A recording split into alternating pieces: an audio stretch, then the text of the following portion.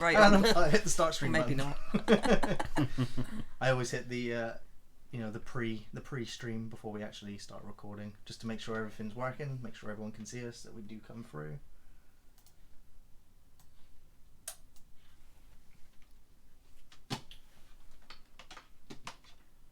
All right.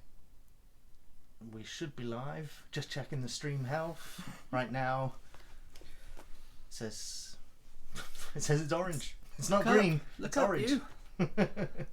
Dave, look up. Amateur. Such a delay. Such a delay. We'll wait for that to get sorted. We'll wait for the early birds to come into the stream. Hey, Hypnosilic. Ian's there. Yeah, Ian is in the chat. Make himself a cup of tea. Awesome. Welcome everyone. We're just getting warmed up. We're going to start the podcast soon. We're just making sure everything's working, everything is in order. Let's enlarge the chat so that we don't miss the lovely comments.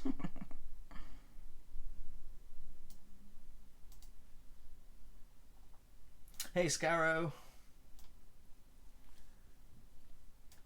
I need like elevator music for this part. It's a bit weird. Hey, the time delay. Ian asks, who the hell's Joe 90 on the end? Fuck you.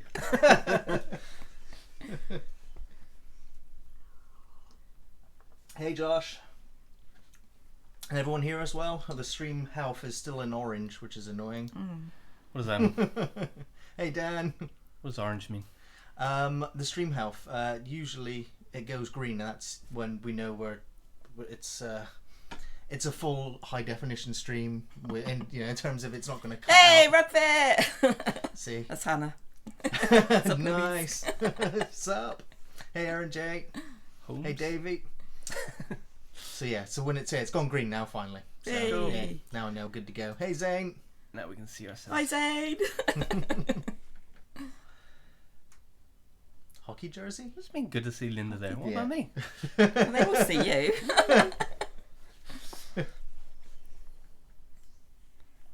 Sweet, alrighty, let's get this show. And the abuse starts. Yay! Instantly demonetized. Thanks, Dan. Actually, Ian started it. Right, yeah. Yeah, I see it. Thanks, Ian.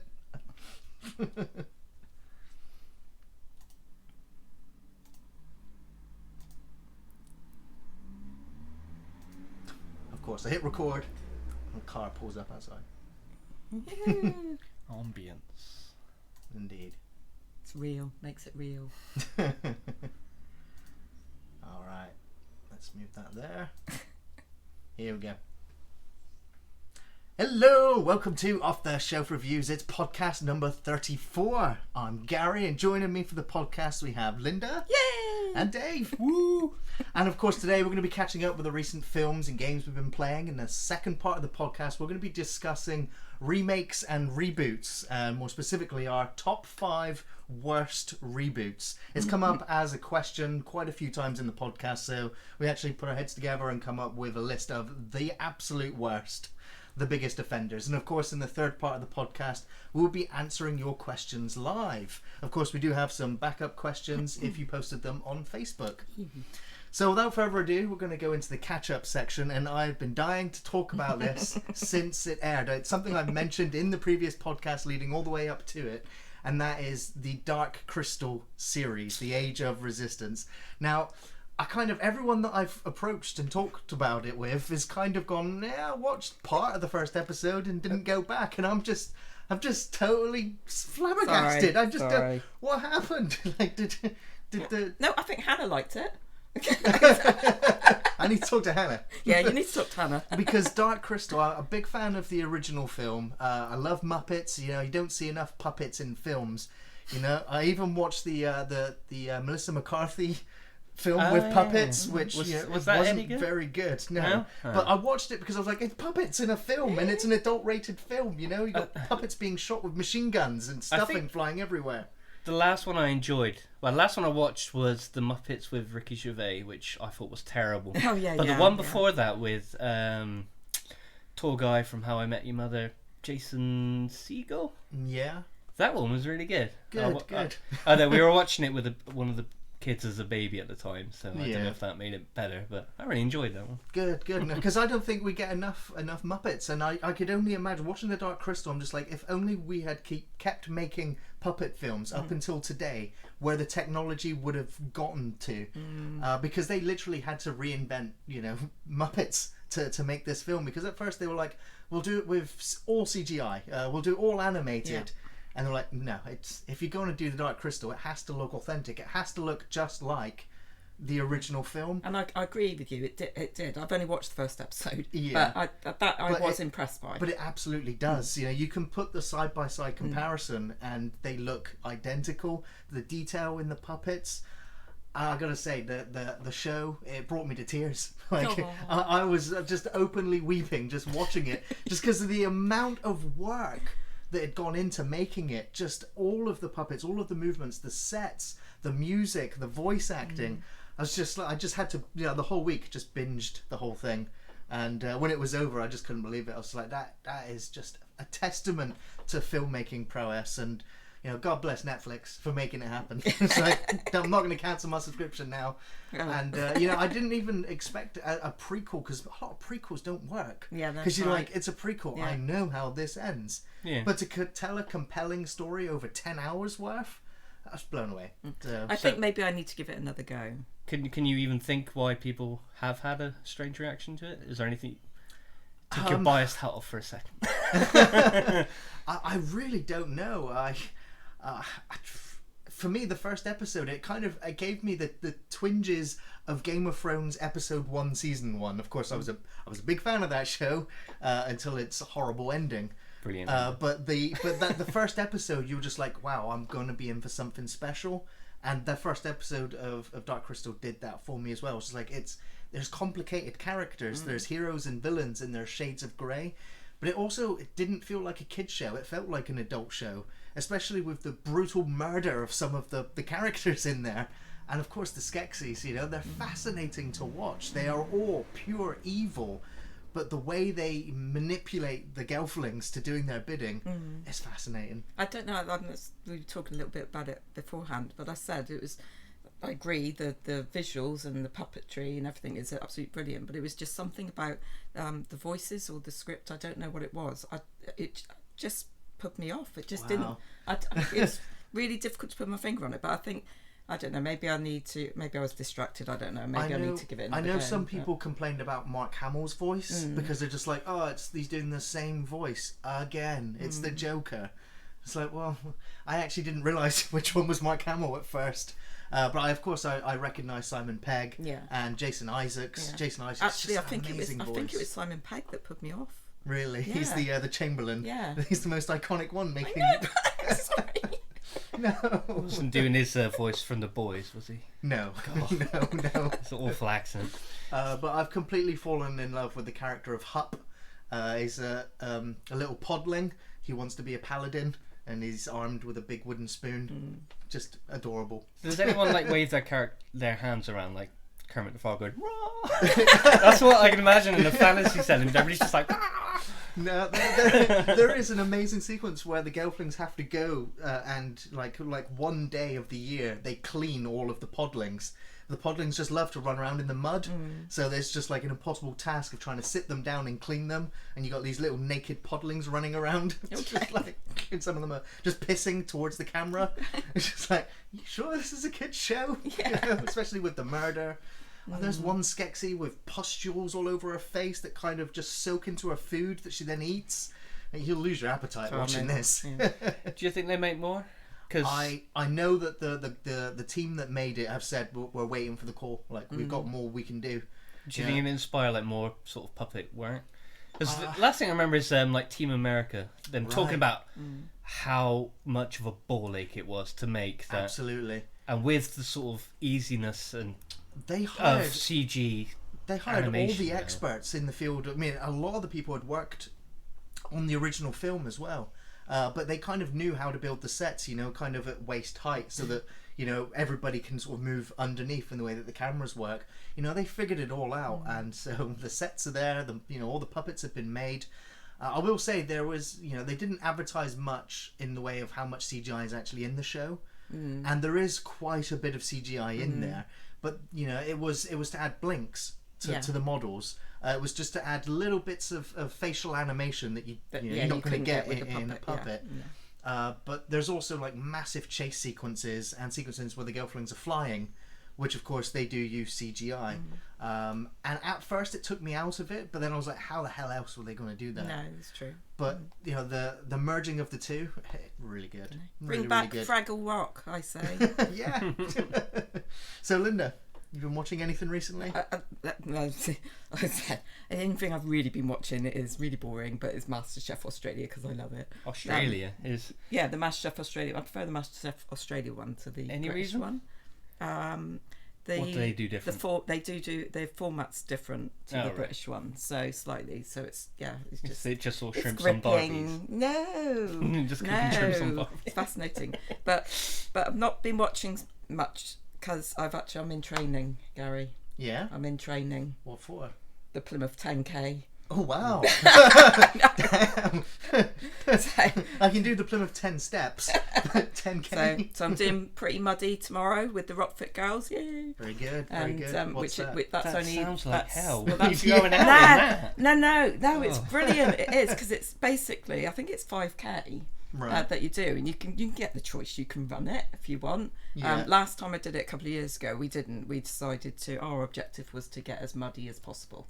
Fair enough, yeah. So it's brilliant. So you go around and kind of go around the course, and every now and again they throw in different things like the commando nets, like obstacles, which you've got to climb under in the mud, obviously, because they work all that up to make it really muddy and stuff. Yeah, and there's all sorts of things. So there's even like one point they've like an inflatable kind of pit thing which they filled with mud. And it's your choice if you want to go in it or not. Of course, we jump in it, and then we decide to swim through it, But I'm going to try and run the one tomorrow rather than muddify myself too much. When is the 10K? How much prep time have you got? The 10K is in a week tomorrow. Oh shit! Good luck, Linda.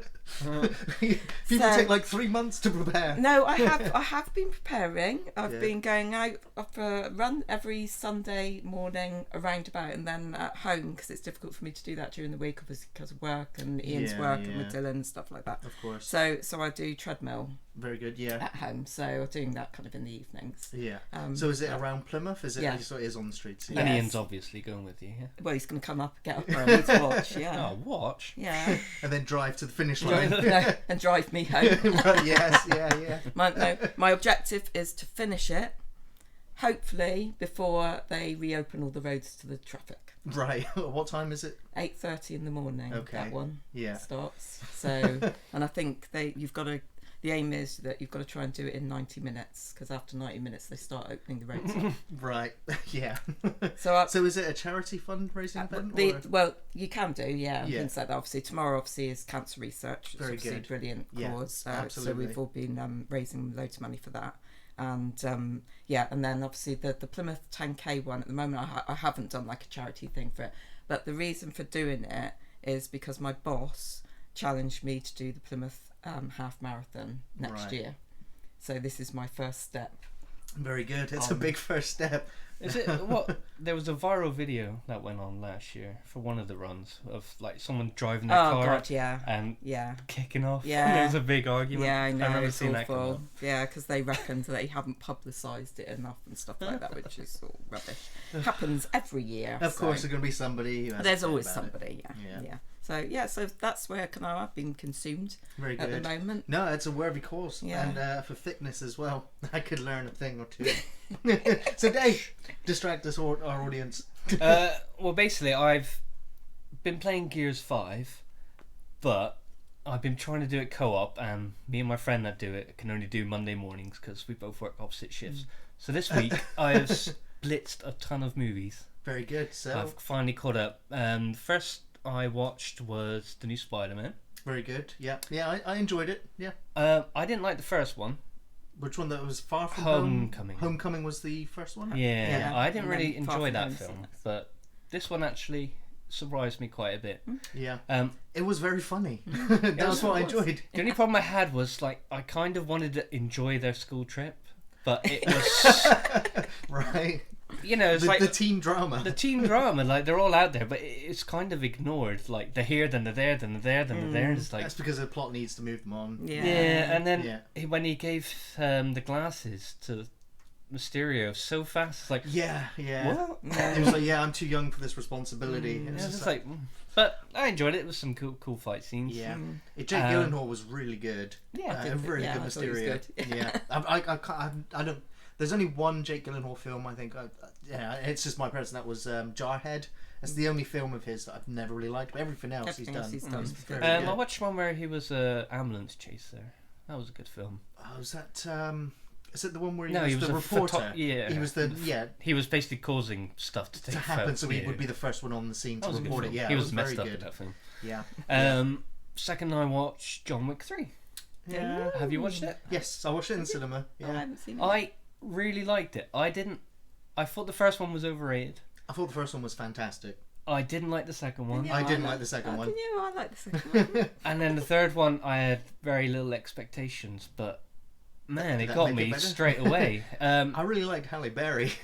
She was I cool. love that sequence with the dogs. Yeah, that's what I mean. They varied The locations. the locations and the fight scenes, and they added new things like with the dogs or with people with the entire covered armor. Yes, yeah. And I just enjoyed it because I found in the first film a lot of his like it was cool when he was just brutally shooting people in the face, but it was usually shoot, take down, shoot, take down. I was like, Okay. you keep showing it over and over again. But this one, yeah, I They mixed thoroughly up the enjoyed action it. scenes, yeah. Apart from And for me, it was the story. The story wasn't there. And yeah, I already said at the end of the second one how much I didn't like the John Wick world, where it just felt like every other person was an assassin. yeah, that's what I mean. There's no normal people left in this world. In this one, they come out at the train station, Yeah. and they murder people right in full Yeah, crowds, and the bodies nobody, disappear. Yeah, nobody cares. They've And got so it's super like, cleaners. that was a bit strange, but Yeah. Yeah, it was very entertaining though. But I just felt a bit lackluster. But I half watched. Well, I watched the new Child's Play, mhm. but I was kind of doing other stuff at the same time. I was playing That's a game on probably my the Vita, best thing. looking at my phone, and had it Yeah. on the TV. Sure. And I think that's why I didn't actually mind the film. Because you weren't paying attention to I it. think so. You kind of looked up at the interesting bits. Yeah, I thought some of the gore was done pretty well. Yeah. Mark Hamill's voice was okay. Yeah, I can't I abide think- to the film at all because of how insulting I find it to Yeah. Don Mancini and to Brad Dourif and those that made and still continue the Child's Play or Chucky films, because they're not allowed to call them Child's Play because the film studio holds the rights, which is why the new one is Child's Play. And because Yeah, but I think that's probably because you do have more of a draw to the films. Like I watched the three original ones when I was really young, yeah, and then you lent me Bride of Chucky, and I Yeah. really liked that film. I thought yeah, that film was was fun. Donnie Yen, I think. Was that no? No, the it was director. Ronnie Yu. That's yeah, it. Yeah. Yeah. Then I watched Seed of Chucky, and that's when I stopped. Yeah. So coming back to this one, it's been long enough time. I Yeah. pretty enjoyed it. Yeah. Let me just. I remembered. I saw a film actually yesterday. Yeah. The new Aladdin. Oh wow. Yeah. Didn't see it at the cinema, No. but yeah, I saw it yesterday. Was it good? And actually, I was pleasantly surprised. I put it on for my girls, and Ria loves that one song that's apparently not in the original. That's all I know, and she tells Alexa to. Sorry, anyone who has an Who hasn't Alexa, seen- but yeah, she's always asking Alexa to play it. And it's like, Oh my god! I know. Oh yeah, I think I know which song. I can't remember what it's called now, but yeah. So It's- I noticed yeah. there was one song that wasn't in the original, but everything else actually was pretty good. And I have to say, I think Will Smith actually did a good job of the genie and not trying To emulate it. to emulate. Yeah, Robin Williams. Yeah. And that's kind of, I think, was important. Very. So- Well, yeah.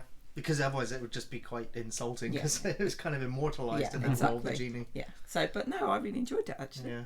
There was a film I saw recently that I know you did as well. Ian told me you saw the latest Hellboy. Oh God! I just recently watched it as well. I'd been putting it off for so long. It was awful. It's like what on earth? Yeah. You should have seen my face after watching it. I came downstairs and Ian's in the front room. I just looked at him and go, I don't know what I've just watched. You just need I a just- sip drink. I just really don't know what I've watched there. It's bizarre. I didn't even go there. I mean, No. it went explicit on the gore. Like at the Yeah. end when there's these monsters going through downtown and they're just, there's a scene Oh, where his yeah. legs are just Oh, yeah, poking yeah, down on yeah. people and That's picking right. them up, and Yeah. they're impaled on his legs, screaming as it carries on walking down the street, impaling more people Yeah. on its legs. Yeah. I'm just like, it's horrific, some of the gore. Terrible. But the story and the storyline characters itself was abysmal. Reminds me of another film I watch, The Dead Don't Die. I haven't Oh, seen it yet. Ian went to see it. Ian really Oh. enjoyed it. I didn't get to I see it in haven't the seen it, cinema because no. it was only in there for like 2 days before they It's- pulled it. Really? It's fucking Art awful. house films like that, and I mean, Jim Jarmusch's films tend to not do very well, especially in theaters, only at kind of art house and festival stuff. So I think this film went in cinemas solely because of Adam Driver Yeah. and Bill Bill Murray. Murray Bill and Murray. all. I mean, there's a long list of cast Yeah. in there, so I think film studios were like, yeah, we'll put that in the cinemas. It's got all these people in it. Oh, it was fucking Very awful.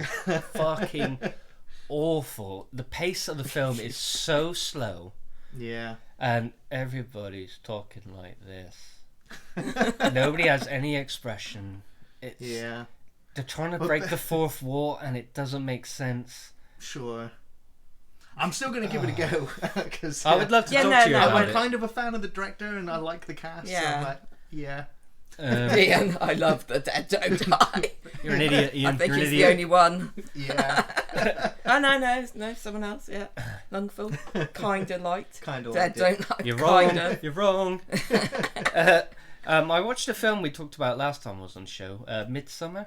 Oh, right. That's the guy Ah. from. What's the other film he did? The Hereditary. Yeah. Yeah. Any good?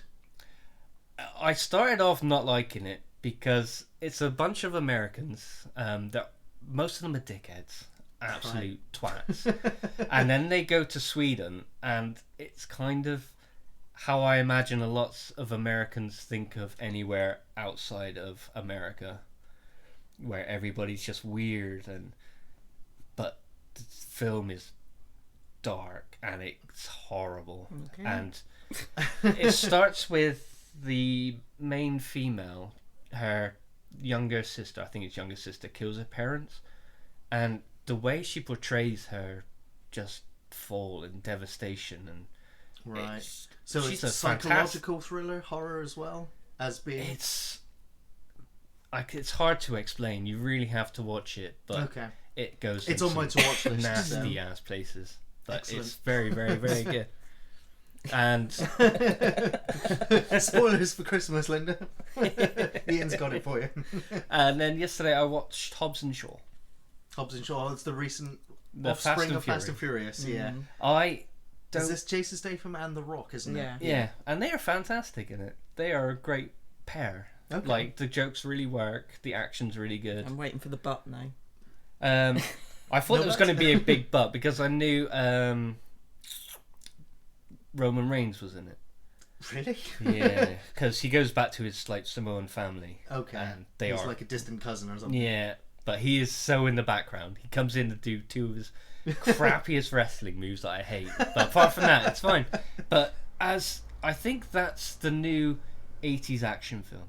Not Right. as in it's the same, but that's what we have. I Yeah. think in the sort of In the same vein of, yeah. that's what we get. We get the dumb, big CG, big action set pieces, stupid Yeah, one-liners. I think that we're never going to get back to the 80s action, but I think this is what our not our generation, but the millennial generations have. For sure, yeah. You I can mean, just- I like The Rock in his movies, and I like Jason Statham in his movies, but Yeah. I look at Hobbs and Shaw and I'm just like, nah. I'd give it a go. There's some very clever action scenes that Okay, you wouldn't have seen before. It's pretty sure. cool. Okay, I might give it a go. But yeah, I heard you watched a really, really good film, Gary. Yeah. Now, I was anticipating this being awful just because there was no real publicity for it. I didn't realise until I saw it pop up It's Doom Annihilation, which, of course, it follows a group of UAC Marines as they respond to a distress call from a top-secret scientific base on Phobos, a Martian moon, only to discover it's been overrun by demons who threaten to create hell on Earth. This, I'm going to say, it is straight to DVD hell. You know, it occasionally rises up to the level of trash before sinking back down into an inferno of awfulness. The budget is so non-existent that these actors walk around barren sets with flat, plain lighting, where the only thing that looks like it actually has any texture that's tangible is the multicolored key cards. You know, the yellow key card, red key cards from the actual games. Yeah, oh yeah. There's no weight to any of the props. Like, she ends up picking up the BFG. She ends up underwater, because kind of swimming with it. You know, she gets out and you can hear the plastic just hit the side of the set as she gets up. And I'm like, there's no weight to anything. It is just awful. You know, all of the Marines look like they're dressed in an outfit ready to go paintballing. You know, it is really tacky. The zombies are the only monsters in the movie until the last 20 minutes. And then we get some fire-throwing imps from the game. That's it. You know, no Hell Knights, no Cacodemons, no Revenants, no Macubus. So is it all like action sort of, or is it, did they shoehorn a stupid story in there? It starts off with a teleportation going wrong. Then you have the Marines waking up from cryosleep on their ship, and you follow the lead female, and she goes and sits down with her crew, and you're just like, it's a poor man alien. It's a piss poor man's aliens, you know, where they're kind of bickering and back and forthing. It's like, oh, we don't like our commander. So is this, because obviously they made a Doom film before, Rock, yes. I think it was one of his late first 90s, big films. early 2000s. Yeah, so this is nothing to do with that one. Nothing to do with that one. Bethesda, I believe, or id Software actually disowned the film after I think they saw it and were like, nope, we're not putting our names to it. But when the film starts and the Universal logo comes up, I was like, okay then, there must be some money in this. No. 5 seconds in, I was just like, nope. Like, there's nothing special about it. I just don't see the point of doing it. 3/4 of the cast get killed off by zombies that have sharp nails.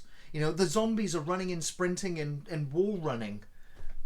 It's so laughably bad, you know, and I can't believe I actually watched the whole thing. You know, I think I kind of took some sort of devilish delight in the awfulness of it. Like, you know, it's one of those, like, you could make it a guilty pleasure. It's, you know, it's so awful that it's kind of good.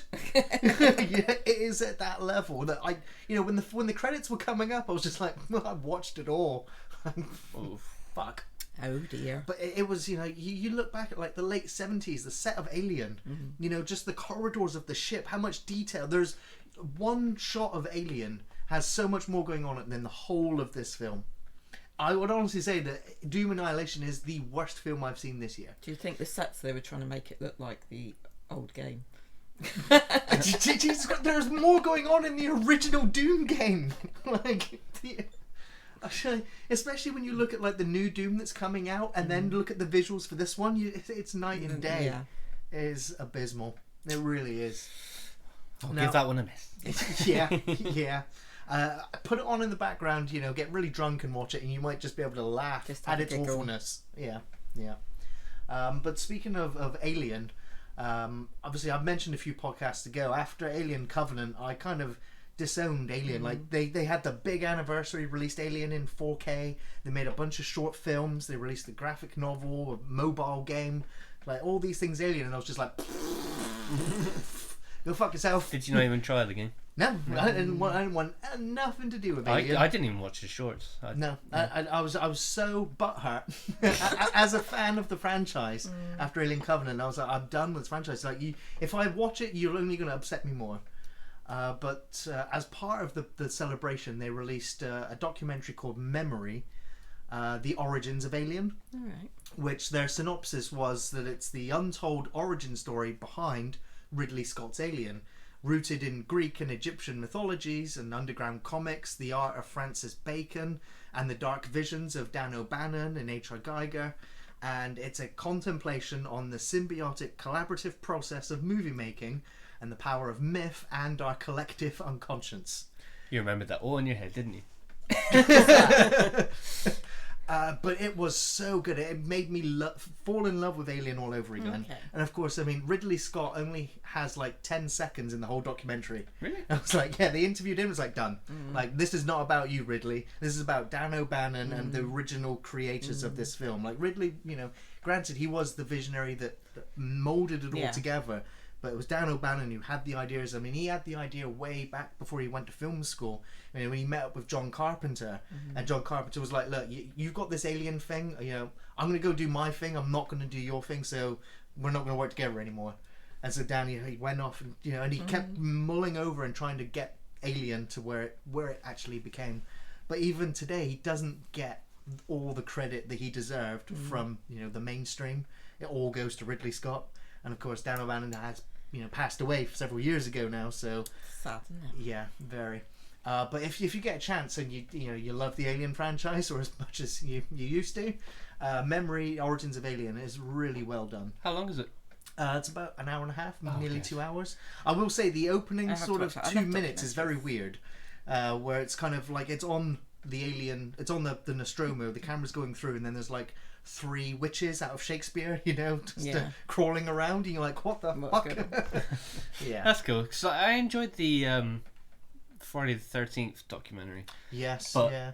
When was it the Camp Crystal Lake and the memories? Yeah. But it was so long. Yeah, it was like 8 hours. Yeah, but hour and a half, that would be cool. Yeah. I could again. Yeah, it's very well done. And the last thing that I want to bring up as well is a new TV show on Amazon called Carnival Row. Yep, don't have Amazon. It's a shame. It's a real shame. The story is about a human detective and a fairy, and they rekindle a dangerous affair in a Victorian fantasy world where the city's uneasy peace collapses when a string of murders reveals an unimaginable H.P. Lovecraft-style monster. It stars Orlando Bloom and Cara Delevingne and Jared Harris. It's well worth the watch if you want an adult-orientated fantasy show with sex, gore, and interesting lore. Cara Delevingne is really good.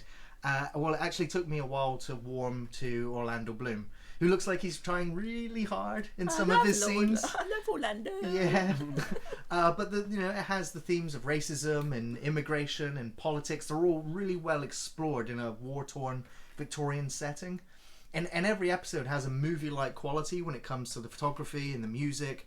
It just helps you sink into it feels like a familiar world and a very realised world. And I can't wait for season 2. I kind of binge watched it all in 3 days. I love the dark atmosphere. It's kind of like The Witcher. It's that kind of universe. Obviously, it's different. It's its own thing, but it's fairy tale creatures living next door. In the same world, and of course, all being in the Victorian setting. So it's kind of the steampunk technology where you've got trams going through the cities, and of course, all of the politics about whether humans should allow these pucks to kind of work beside them. So there's a lot of racial tension, a lot of corruption as well. So yeah, it's very good. If you don't have Amazon, you are going to kind of miss out.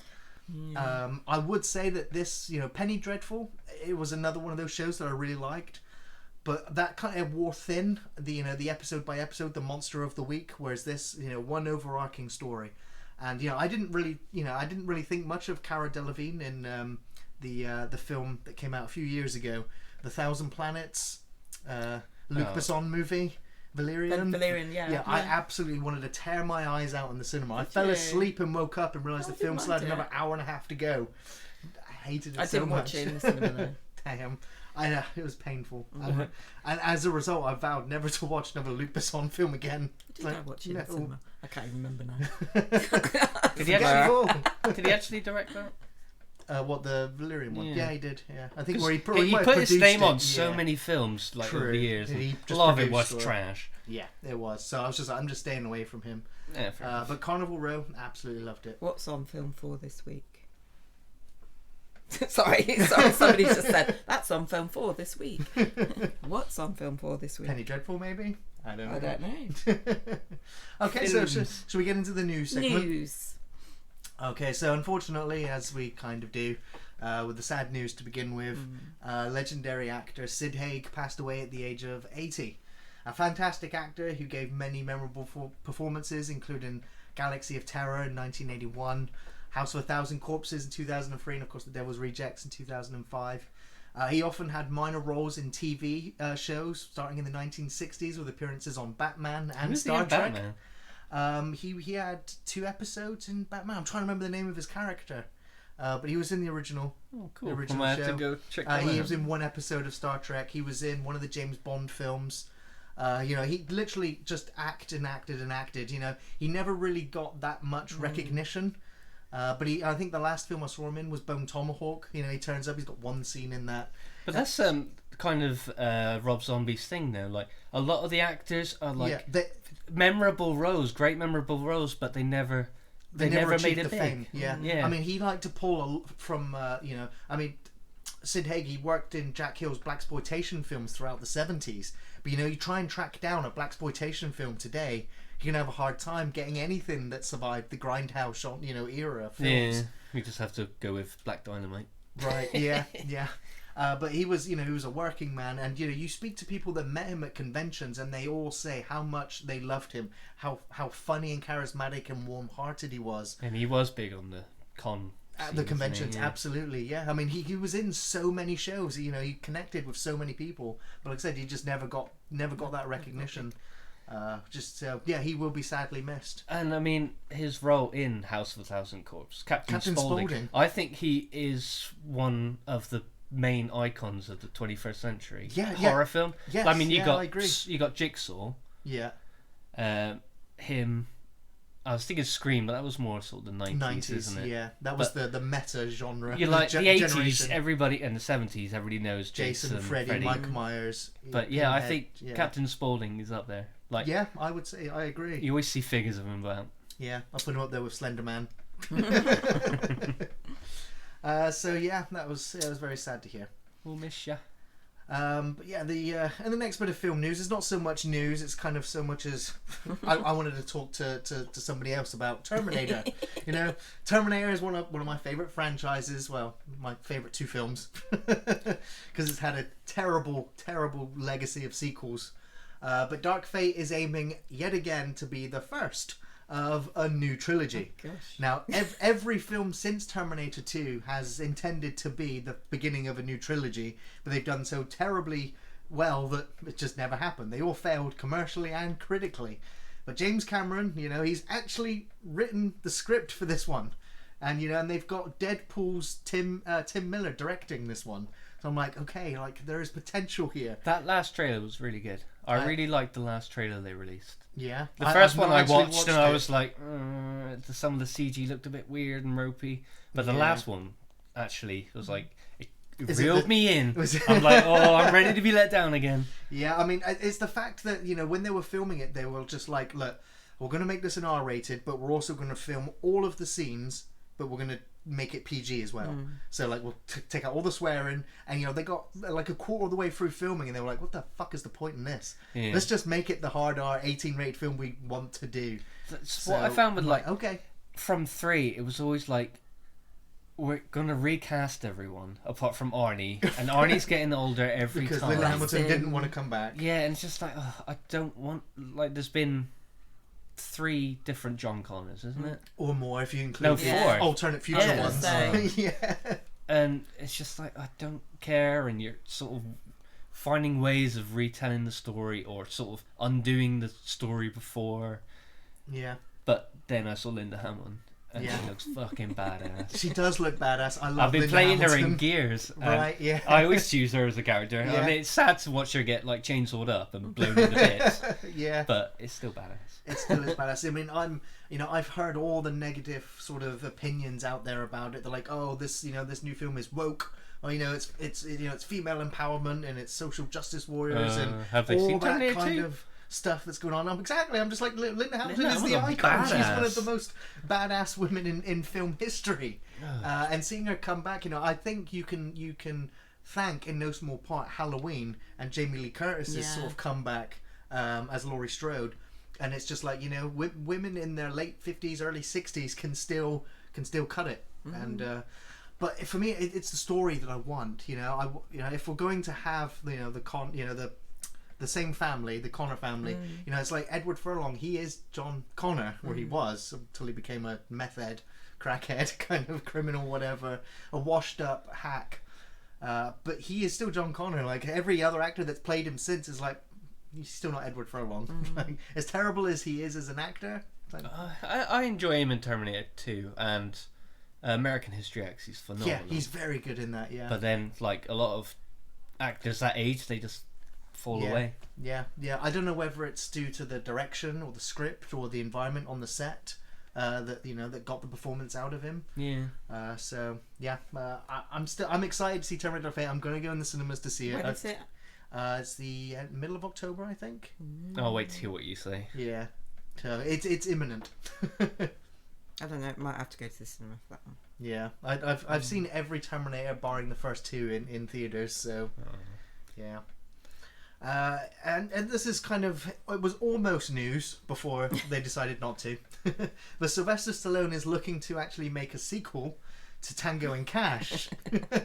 He had success with the later sequels of Rocky, which the Creed films, very, very good. But of course Rambo has just come out and I've not seen it yet. It's not going down well though. That's what I've heard. I've only just started hearing word today that it's not doing very well at all. Somebody said Last Blood. Rambo Last Blood. The last one was really good. I really enjoyed the last one. Was it Rambo? Yeah, it was just called Rambo, yeah. wasn't it? Yeah. And so now Rambo Last Blood is, I don't know. The opinion on the street is that it's not good. No. I'm gonna go and see it myself soon, and I'll talk about it on the next podcast.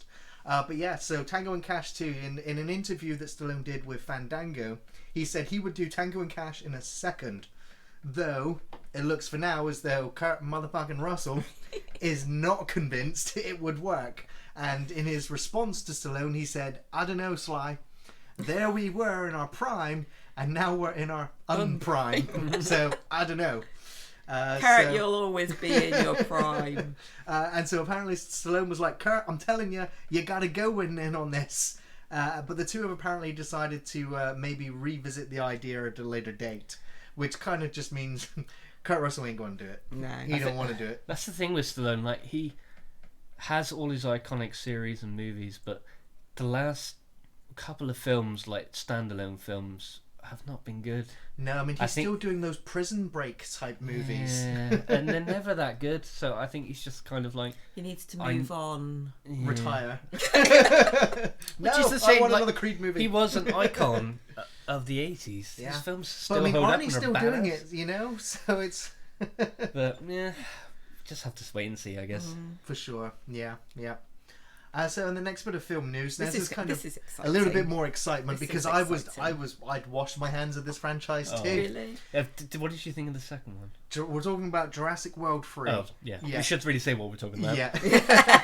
And They can guess. last month I kind of talked about the rumor of Sam Neill, Laura Dern, and Jeff Goldblum returning to the franchise, and just a couple of days ago it was confirmed by writer-director Colin Trevorrow that they will be returning, and they won't just be cameos, but there'll be major roles in the story. That's what I was going to say. That's Is it going to just be exciting. like a 2-second No, cameo? no, with Jeff like Goldblum? Jeff Goldblum was in the last Yeah, one. Yeah, he said Yeah. that's not happening. They are fully fledged characters. It's about them. It's about their relationship. Like, why did Grant and Ellie separate between 1 and 3? It's not going to ditch the the new characters as well. It's No. going to try and tell them all. Incorporate Is them it the all. same director? It's the same writer director as all 3 movies. I have hated them so far. Really? Yeah. Yeah, I've not enjoyed them at all. I didn't mind Jurassic World because I liked Chris Pratt. Yeah. And that was soon after Guardians of the Galaxy, which just a special film. And so, I was kind of giving it the benefit of the doubt. The updated special effects, the big dinosaur in the pool, the T-Rexes, the Velociraptors, and the Abdominus Rex, is it? Oh. Yeah. Yeah, I like dinosaurs, and I like know. watching dinosaurs eat people. I'm sorry, but did your heart not kind of like in tears down your throat? Like down your teeth, even on your Swallow throat. my own tears. Yes, swallow your own tears. When that poor giant dinosaur Oh, was yeah. left behind on the island. Yeah, but I was sat there in the theater going, "You manipulative fuckers!" Yeah. Like making this film. Like, I hate you. You're trying to, We took Dylan to see it, and he was like, in tears. Yeah. Yeah. Yeah, that was where I cried because that was where the film died as well. Yeah, I don't know where did Yeah, it go after that. after Was that, When wasn't he it? was Weird, acting yeah. like Jim Carrey when he was paralyzed and trying to get away from the Yeah. lava, I was just like, you're so close to the lava, you should have been burnt to a crisp Burnt up, already. yeah. I was like, it is farcical. Like it even was, the gas alone would have freaking it killed Killed them all. him. Yeah. Whereas all his clothes would have just gone ignited. It was the fact that the Jeep managed to go up an invisible ramp to land on the boat. You know, Yeah, it was the whole just so dinosaurs stupid. going around the haunted house type thing. Yeah, and It was awful. it was just like Truly awful. But I still watch it again and again. Sorry. I can enjoy. Sorry. I can just Yeah, enjoy yeah, a yeah. film with dinosaurs though, but from like the first one, they're like, oh, we're gonna make a clone, like mix up homogenous dinosaur, Well, I mean, those and then we're ideas gonna were make there. weapon dinosaurs. It's just like Those just ideas put were there. dinosaurs You there. know, They were before from the the third beginning, film. yeah. Yeah, the genetically Yeah, modified yeah. bred dinosaurs. That was from actually the first film. Yes, yeah. So, It was all set up, but now, I mean, it looks like the plot for the new one is that dinosaurs are now loose in mainland America. which obviously is how the last one ended with them all being Right. released. So Yeah, but he Trevorrow has said that it's not going to be a war against the dinosaurs. You know, it's not like Right. military versus dinosaurs. It's Right. not that type of film. So I don't really know what type of film it's going to be then. Interesting to see. Yeah. So, but you know, I had no interest in seeing it after the second one. I was just like, that was so, excuse my wording, it was so retarded that I had no interest in watching dinosaurs eat people. I was like, what have you done? Like, what's wrong with the state of film today? But then they said, yeah, we got Sam Neill coming back, and I'm like, sold. Yeah. You're gonna bring back Grant, you know, who Yeah. hallucinates talking velociraptors. Oh god, don't talk about that. That scene is so dumb. I know. But that It's first great. that first film is still The class, first sheer Jurassic Park class. is still amazing. Yeah. Still amazing. I'm still waiting for the time I can show my kids that, but they're such pansies. Oh. They're so scared of what I was They watching the are other day. still I young showed, though, Dave. I Come know, on. but I was trying to show him Pixels the other day because Oh, what do you want to do that for? Rio loves computer games. She loves. I just showed her the end part, but as soon as one thing came down to Earth, Harley Quinn was just out of the room. It's like, oh come on, I want to show you better films, but you two are wusses. Oh. Yeah, they can be difficult to break people into horror movies once they're so we got some remake news for you. Is that Paramount Pictures is now looking to remake Face Off from 1997, of course directed by John Woo. They've hired Oren Uziel to write the script, with Neil Moritz set to produce. I'm not really a big fan of the original film anyway. Oh fuck you, Gary. I'm really not. But the fact that they've hired the writer for the Cloverfield Paradox to do the new Face Off, I'm just like, forget it. I don't understand. Of all films, though, I'm not quite sure why they've decided to remake it. I think it can be an actor's thing, you know. It's like, which two actors do you get in and get them to I know, ham but- up and overact and. But Well, the original, It's still amazing. is- Apart from, I recently watched it on the Blu-ray version, Okay. and the strings and stuff Well, are for the- very for the fights, visible now. Yeah. Like there's a part where Nick Cage is looking. No, it's one of them is looking down into the sort of warehouse, safe house they've got, Yeah. and he's just looking down, and you can see wires attached holding to them, them and up. Yeah, it's just like, that's not cool. ooh. isn't it? See, But it's still a badass I one. like Nicolas Cage, but I think it was Con Air and Face Off. I was just like, nah. I'm like, just they do nothing for me whatsoever. Gary, you don't like film.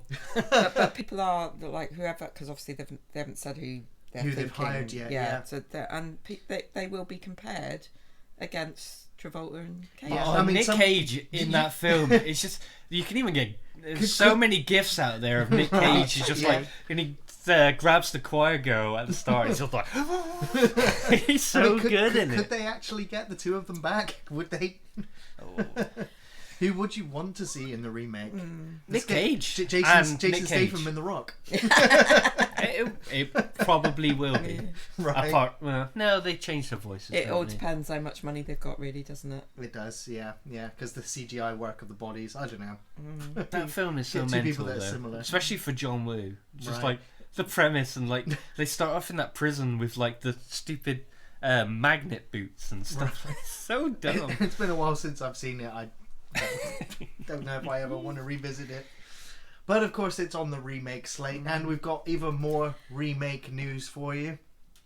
This is weird. And this is the one that, whenever they say they're going to remake something that I actually really love, you always just kind of... You kind of take a deep breath, Take a deep breath.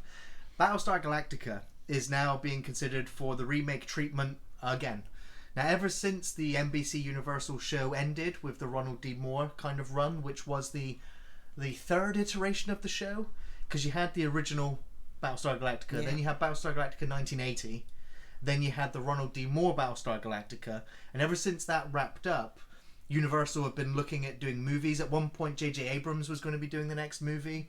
The guy who made the X-Men movies, he was going to be doing a Battlestar movie, but then it all went away.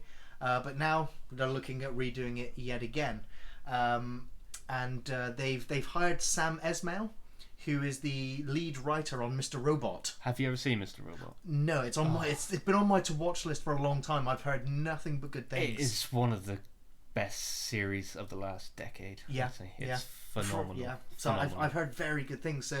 So when I hear that, I'm like, okay, I feel like it's in safe hands with this writer. It's got someone who knows what they're doing.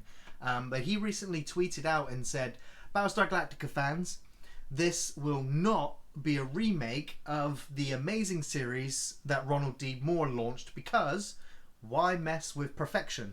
Instead, we're going to explore a new story within the mythology while staying true to the spirit of Battlestar. So say we all. And so when he ended it with that, I was just like, he's a fan. He has to be a fan. Yeah. And that's the right approach, though, isn't it? Yeah. I mean, you've got a universe. Like, why try and just keep coming back with the same story again? Why not just go somewhere else? The story of the 12 colonies being wiped out by robots that humanity built and then enslaved them, and then it's the Matrix story. But then the ragtag group of survivors trying to get across the cosmos to another location. There are so many different ways of retelling that story. The different relationships, the different perspectives. Maybe not have so much of the religious stuff in the new one. There's lots of different ways to retell it. So I'm kind of excited because I'm going to get more Battlestar Galactica. At the same time, I'm just like, the Ronald D. Moore one has got a special place in my heart. So and Linda's. Yeah. So in the next bit of news, again NBC Universal. Saved by the Bell is getting a continuation series. Why? Why? Mario Lopez and Elizabeth Berkley have been signed on and cast to reprise their roles as AC Slater and Jesse Spano. Of course, no one's seen Elizabeth Berkley since Showgirls. No, she was in CSI, I think, or something. My wife watches all that trash TV. Right. I think she was in one of those crime series. I came home one night and she was watching. I was like, "It's Jesse!" Like, what the hell are you talking about? The last time I saw Mario Lopez was on that baking program in America. Oh, what was it? The Cake Boss. Right. And they were making his wedding cake, I think. Wow. He's on like in Mexico, and they had to transport it all the way to Mexico or something. It was like, I think ridiculous. it's like the main host of like E! Or one of those like celebrity channels. I've never seen any of the cast of Saved by the Bell outside of that show. Never really popped up in anything, or I've not recognised them. Mark Paul was in that lawyer series with the guy from Road Trip in it. Something and Bash. Franklin and Bash. Never watched it. I was interested because Zach Morris was in it. Right. Well, the actor who played Zach Morris, which is Mark Paul Gosselaar, he's not signed on yet to come back. He'll come. But the kind of, if you look at the story, the story revolves around Zach Morris is getting into hot water because he's now the governor, and he's closing too many low-income schools. And the proposals that he makes affect the students that then get sent to the highest performing schools in the state, including Bayside High. And so with the influx of new students, it gives the overprivileged Bayside kids a much needed and hilarious dose of reality.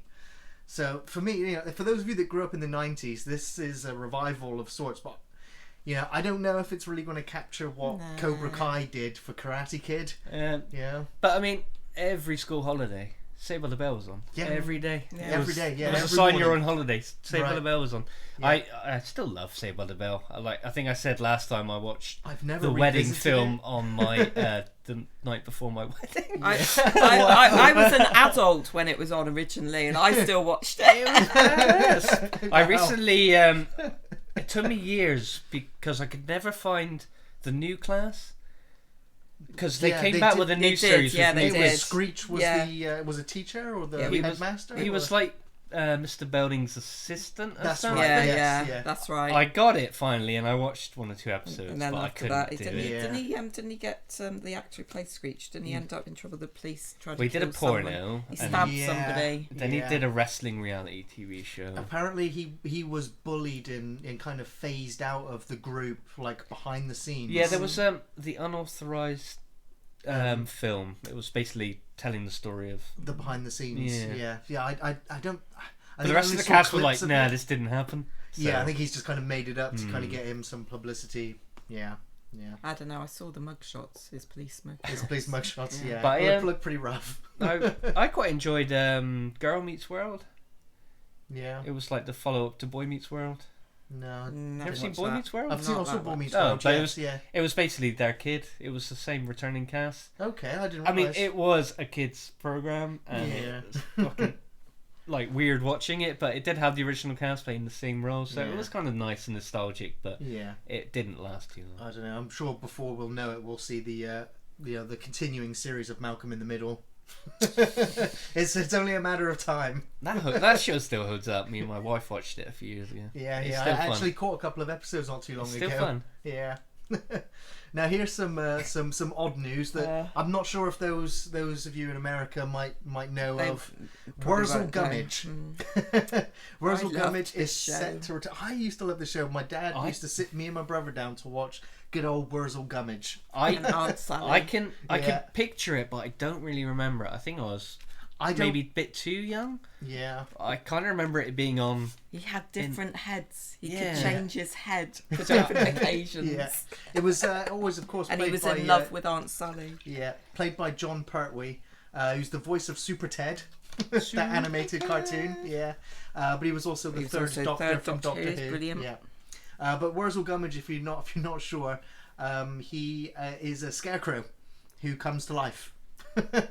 But Michael Palin has just been cast along with Zoe Wanamaker in the new. They've got 2 sort of 1-hour specials that are coming out this Christmas, with the potential to make more if this does well enough. Yeah. So it was Wurzel Gummidge. Gummidge, yeah. The Wombles Wombles, and Crop Bags. Yeah. Right. It was all yeah. around the same sort of Yeah, time. yeah, The that's sort of- yeah. yeah. It's hard Very to late remember. 70s, early 80s Yeah. TV. Yeah. So I'm just kind of happy to. It's got a small comeback for I'm Wurzel. guessing that is more for the adults though, because I don't think it. Well, that's the thing. They the producers said that it was intended to be a kid show, but they realised that the largest percentage of their audience was adults. Yeah, that's what I mean. So they're like, well, I don't see my kids giving 2 shits No. about no, Wurzel. no. I mean, I'm sure most kids don't even know what a scarecrow is anymore. No. No. So the last bit of film news for us is, and this is what we talked about in the last podcast, and it was the battle between Disney and Sony, and the battle of Spider-Man. But now Spider-Man is back with the MCU after Sony and Disney have had their very public financial dispute over the profits and ownership resolved. And the new deal has been made, which will have us a 3rd movie in the Spider-Man franchise within the MCU, as well as an unnamed future probable Avengers film. And of course, there was much rejoicing from the You fans. could almost have bet this was going to happen, though. I don't know whether this was just all fake. You know, both of them had already had their deal. And like, let's just have a very public I wouldn't say falling I out to know. drum up Yeah, publicity. I don't think it was fake, but I think they definitely did it publicly to get On their way. purpose. Yeah. Yeah. Yeah. And I think something bad behind the scenes went on. I don't know. It's still, the fans are happy. They got Spider-Man interacting with the Marvel Yeah, I characters. mean, Tom nobody was Holland's coming back. out of that good No, as no. the good guys. So I mean, Venom sat over there going, "Is Spider-Man going to turn up? Is Spider-Man going to?" Apparently, it's still Oh, I going to did. I happen. eventually did get around to watching Venom. Yeah, and yeah, It's- it's usually mixed to bad. There's There's never really any good. there's a good film in there somewhere. Somewhere. It's just buried in Yeah. a lot of Mediocrity. shitness. Yeah. Yeah, Yeah. Mediocre. yeah, absolutely. I mean, That's the word. There's some very strange decisions in that, yeah, but still. But before we move into the second segment, we've got some trailers. Only the one trailer this time, actually. because Gary wouldn't let me talk about the new Adam Sandler film. And I suggested Frozen 2, but he... You know what? I'm going to talk about. I'm going to talk about El Camino, the Breaking Bad movie. And if you guys want to talk about Adam Sandler and Frozen 2, I'm going to take a break. But yeah, El Camino, the Breaking Bad movie, is coming out on October 11th. It's coming to Netflix and to some selected theaters. So I'm not really sure how widespread, a film release it's going to be. But the trailer doesn't give much away, just like there's been no real script leaks or plot leaks whatsoever. It's been, a well-kept secret. But the trailer kind of shows us Jesse Pinkman. He returns to his old friends, Skinny Pete and Badger, sometime after the events of the final season of Breaking Bad, where he looks like he's in pretty bad shape, and we can tell that he's kind of a wanted man. It also reveals the fate of Walter White in that trailer. Yes and no.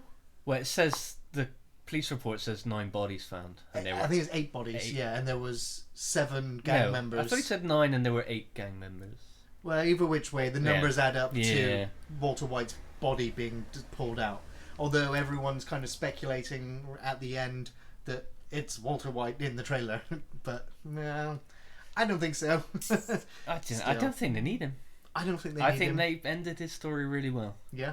And Better Call Saul is so good. Yes, it is. I have complete faith. Absolutely, yeah. I don't think they'll let me down. No, I don't think they will. I hope. I want to see Saul Goodman turn up in El Camino, but we'll see. Yeah, I mean, my parents have awful taste in TV, Oh dear. but I told them to watch Breaking Bad, and even they loved it. I think Excellent. it's just such a great written show. It is, and yeah. so well made. It is. I mean, I've rewatched Breaking Bad through a few times, and the only scenes that I skip now when I rewatch it is all the scenes with his wife. Skylar. Skylar, I don't like Skylar. I mean, there's some, first time watching it through, it was fine, but the whole of her kind of like getting behind him and going, actually, you're a drug dealer, you're making all this money, you're a powerful man, and then her going, actually, I don't like it, and I want to tell the police, and the whole breakdown stuff was just And like, yeah, there was the breakdown, and then there was her cheating. yeah, She and then has her some sister very strange shoplifting. Yeah, there was some very strange character. It just wasn't exciting as the the drug lord kind of rising, Scarface style to the top. Hell yeah. The family drama stuff, just no. If you guys want to talk about Adam Sandler, and Somebody actually put Brinsley said that he reckons that the new Sandler Well, movie it's actually looks good. The news Yeah, story was this maybe. film is the highest rated film on Rotten Tomatoes for 2019. is the film actually out? Is it? No. No. It's, So how is it's it the about highest to come rated? out. I think because it did so well in all the The film, pre-screens, yeah. pre-screens and award Festivals, festivals. There yeah, we go. yeah. That's the That- word. yeah. Festivals. Well, The trailer looks This good. is not an Adam Sandler movie. Oh, no, it's it's a not- film he's where not he is directing in. So yeah, so there is a big difference there because there are a few films that he is just an actor in, and he's not goofing off, and you're just like, okay, yeah, there is some talent there, which is why it's one of the reasons why I get so infuriated with his own movies because I'm like, you're just wasting your time. It's just dicking about. Whereas when he's being hired by somebody to play a role, he can deliver. I've seen him do it. Yeah, like But- grown-ups. That actually takes work. He probably doesn't get paid the same amount No. as his own shitty movies. So, yeah, I'll not bother because Oh, I don't know. my line is in the sand. This might be the turning point, Gary. Might be the turning point. Oh no. Well, we're going to take a quick break and then we're going to come back and talk about some really shitty movies. The worst remakes ever. We got some peachy ones in there. We do indeed. So don't go anywhere. We'll be right back.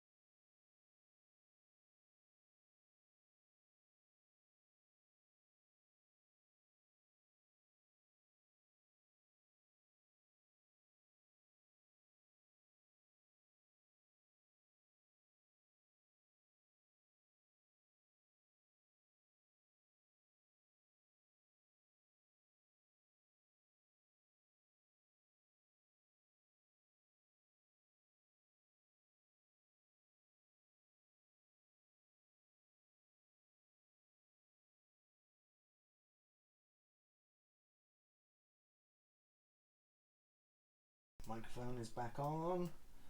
Cameras are coming back on. There we go. And I'll wait until we pop up. The delay's weird. The delay is very weird. Here we go. There we are. Hey, one after another. And let's hit record.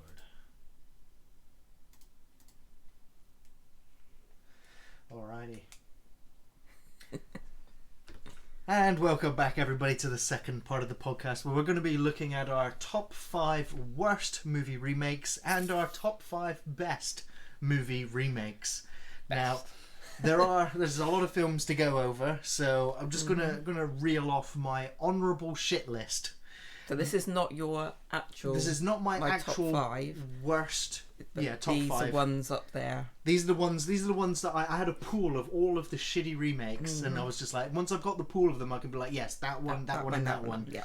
So these are the ones that didn't make the list, and so we've got Poltergeist 2015 that starred Sam Rockwell, The Wolfman 2010 with Benicio del Toro and Emily Blunt, The Day the Earth Stood Still in 2008 with Keanu Reeves, Conan the Barbarian 2011 with Jason Momoa, The Mummy 2017 with Tom Cruise, The Hitcher 2007 with Sean Bean, The Grudge 2004 with Sarah Michelle Gellar, Child's Play 2019 with Mark Hamill, Day of the Frickin' Dead, the 2008 one with Ving Rhames, Clash of the Titans 2010 with Sam Worthington, Psycho, the 1998 Gus Van Sant remake, the 1960 classic Alfred Hitchcock Psycho, and we have Point Break 2015, the remake of the Catherine Bigelow film.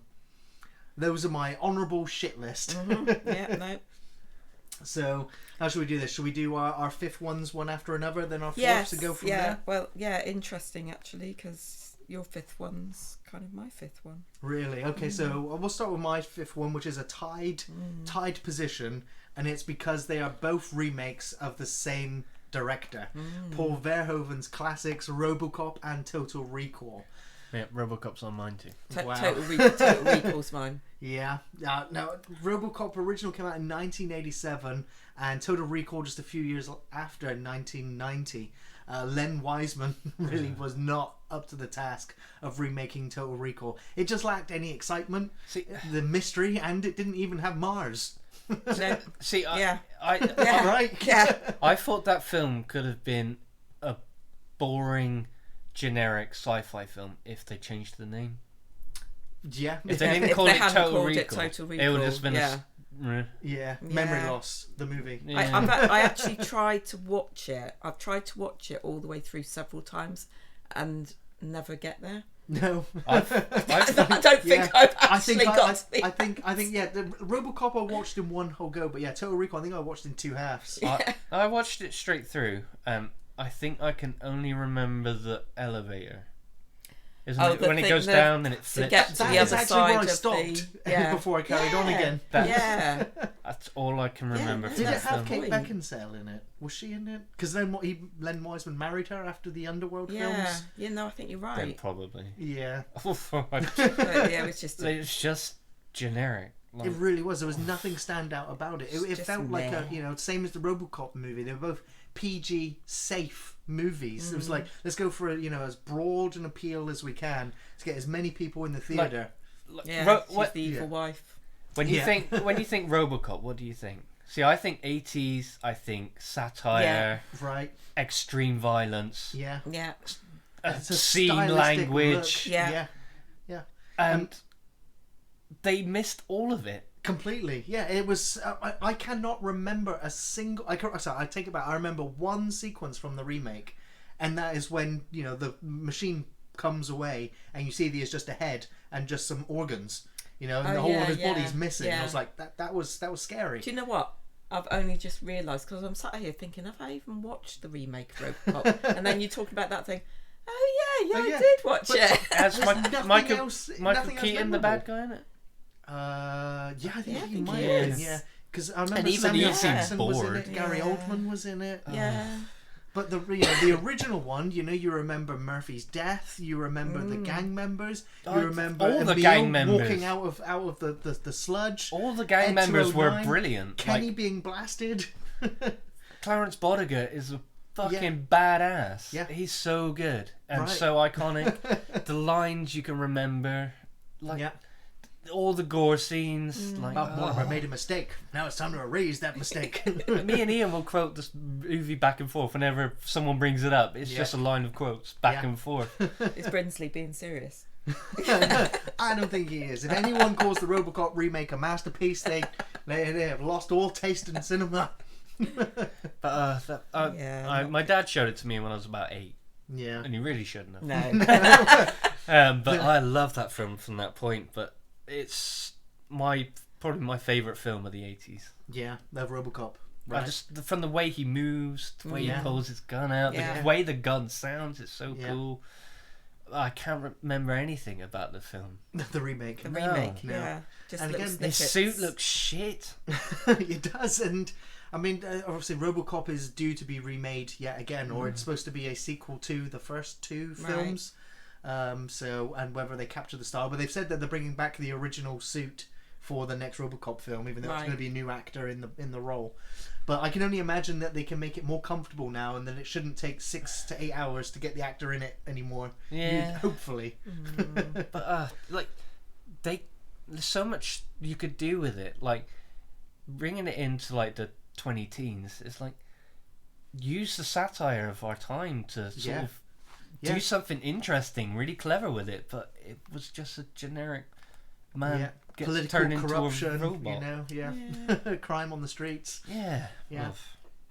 So I mean, and again with Total Recall, you replaced Arnie, Arnold Schwarzenegger with Colin Farrell. He was, and he would go on to star in another shitty remake of Fright Night. Just I think that was the last film I ever saw that actor in as well. Terrible choices. So that was my number 5. Did you say that was your number 5 as well? That was Total Recall was my number 5. My 5 is The Departed. The Departed. Wow, really is worst. It's my least. Well, you're number 5. Number 5. It's not my number 1, but not my number 1 yet. Wow. I loved Infernal Affairs. Yeah, Is it Internal Affairs? Infernal. It's a play on words. It was on like Channel 4 late one night. It came out really fast over here. It won tons of awards in Hong Kong, for writing, screenplay, acting, and the story was great. The acting was great. It was so well put together, and it got a quick DVD release over here, sort of buried, and then The Departed came out. And I really liked The Departed. They just took it. They made the characters all freaking stupid and over the top. They filled it with a swear word a second. And they condensed characters. They condensed the 3 Infernal Affairs film into one, and it just... No. It just To be honest, I only ever saw it the once, and once it came out on DVD. But I just remember Jack Nicholson, just being very, very good in it. Maybe I need to revisit it, but I definitely wouldn't put it on my worst list. So it's interesting. But Infernal Affairs is such a special film to me that it's just... Why is that one so good? It's just really well made. Sure. Like if you're coming from The Departed, it's probably going to take some of the twists and stuff out of it for you because you'll know what's coming up, but it's such a well-made film. The soundtrack's brilliant. Andy Lau and Tony Leung are just phenomenal working up against each other. And I think because obviously I never saw Infernal Affairs, so I can't see the remake. It was such a breakout film in Hong Kong, like a really special film. It won loads of awards, and seeing it Americanized is it was just like bury it, and we're gonna come out. And then Scorsese won awards for it. And it's just like I know he was Scorsese is a Hollywood darling, like and he finally won the award with that film. Like some of his films are worth way more awards than that. It's just it's more of a personal just slight against such a very No. good film. That's fine. Yeah. All right. So let's move into our Number 4. Our number 4s. My number 4 is A Nightmare on Elm Street, the 2010 version, directed by Samuel Bayer. Who's mostly known for music videos. He directed videos for Green Day, Metallica, David Bowie, Marilyn Manson. There's the Cranberries. But he was a music video director, and ever since A Nightmare on Elm Street 2010, 9 years ago, he hasn't directed another feature film. Wow. his cinematic career died Oh dear. with that remake of Wes Craven's 1984 classic. But I kind of knew the film was going to fail, and fail hard it did without Robert Englund, under the makeup. He, along with Craven, created a horror icon with 7 titles in the series, including Freddy vs. Jason and Wes Craven's New Nightmare.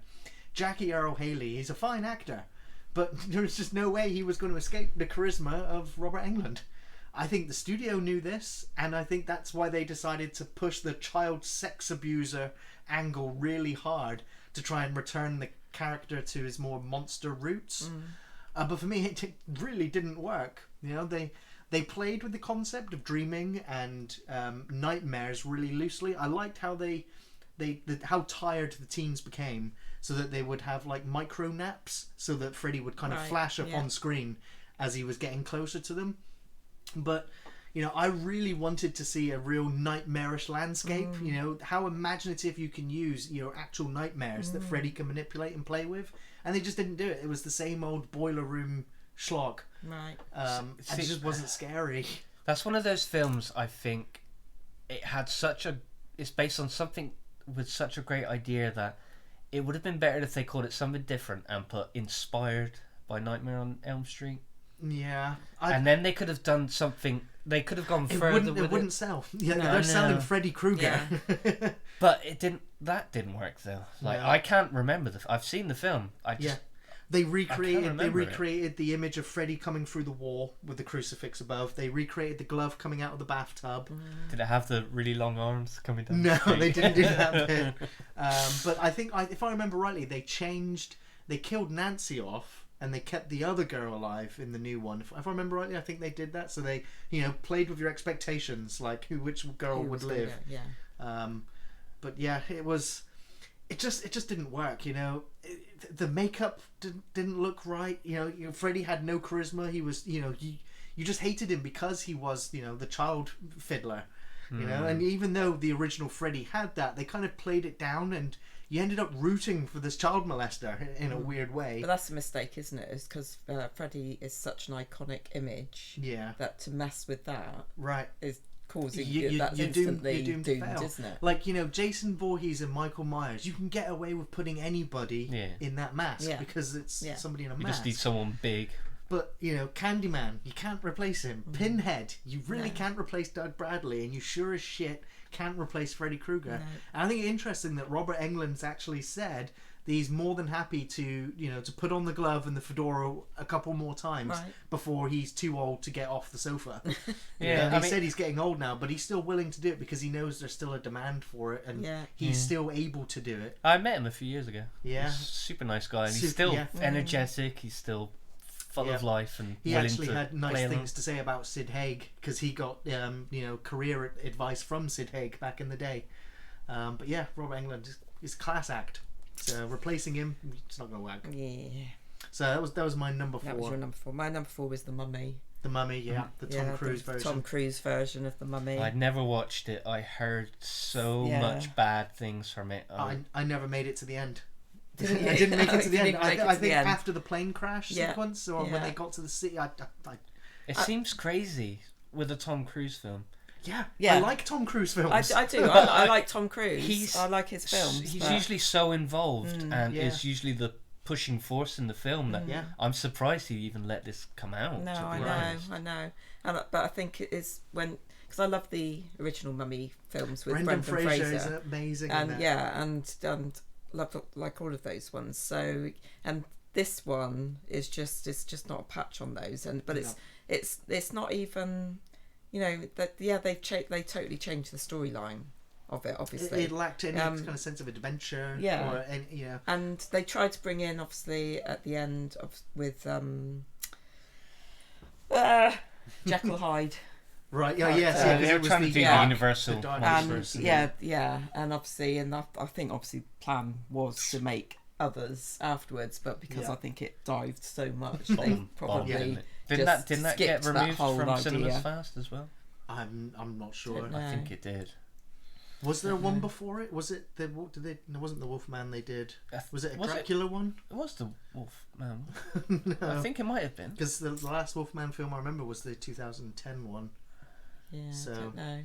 But I don't know no. because because they had, who else was it? They had hired Gladiator man Russell Crowe was going to be one of the characters. I think Johnny Depp was hired to be Yeah, somebody. Russell Crowe. Yeah. Yeah. Wasn't he in that film? I thought he was. I only saw half of the Mummy, so I didn't Isn't make he? it all the way through. Isn't it. he Jekyll? Russell I think so, Crowe yeah. is, Yeah. Yes, yeah. But they shouldn't have. I don't know. They shouldn't have called it the Mummy. No. They should have called it something else. I mean, it was a mummy film, but yeah, it didn't have the same flair. Or, No. no. So, But I mean, yeah, there are quite a few mummy films. There's there are lots. Yeah. going all the way back Oh, to God, the yeah. original, Hammer. Yeah, horror the and Hammer horror, Universal yeah. movies. So, yeah, the real shame. Real shame. Never mind. What was your number 4? Carrie. Carrie, yeah, and there's been quite a few Carries as well, isn't This there? is the newest one with Hit Girl in it. Right, I've not seen this one. Uh, No. It came out a few years ago, and like the premise of Carrie, or I'm going off like the 70s one, a girl sort of kept away from society by her overbearing mum, Yeah. gets bullied at school, hasn't been taught about menstruation, stuff like that, and Yeah.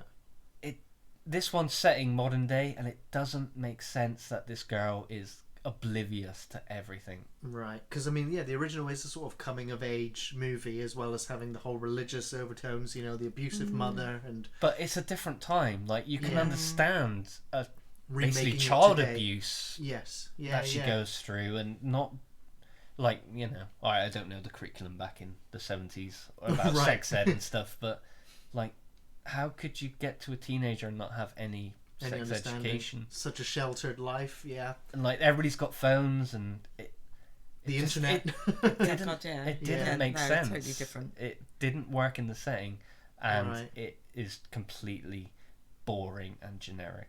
Damn. Does the ending at least, when she destroys everyone at the prom, does that? No, No? it's not done very well. No. It's like the big final set I piece. was That gonna just, yeah. I mean, the 70s carries like aged quite.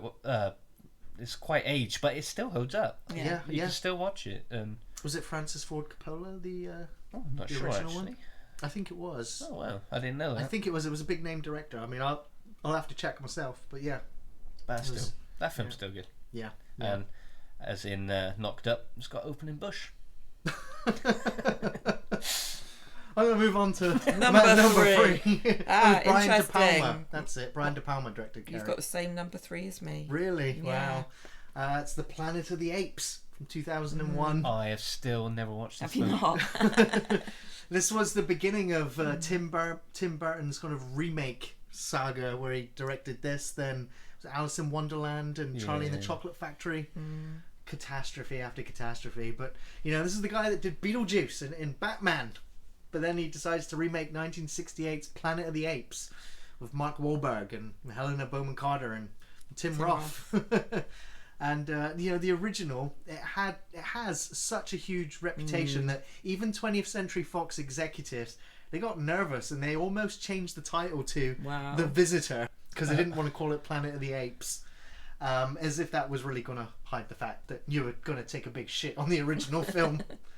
So yeah, I kind of grew up watching the original Yeah. Planet of the Apes Yeah. films. I've revisited them again and again and again, and I absolutely adore the new trilogy that came out, the prequel trilogy. Yeah. They're really Yeah. good. They're really good films. No, yeah, they are good. So the only saving grace I have for Planet of the Apes 2001 is the special phenomenal makeup work by Rick Baker, who of course worked on American Werewolf in London Right. and Videodrome and The Frighteners. But yeah, it's like nearly 20 years ago that this remake came out now, but I still remember it.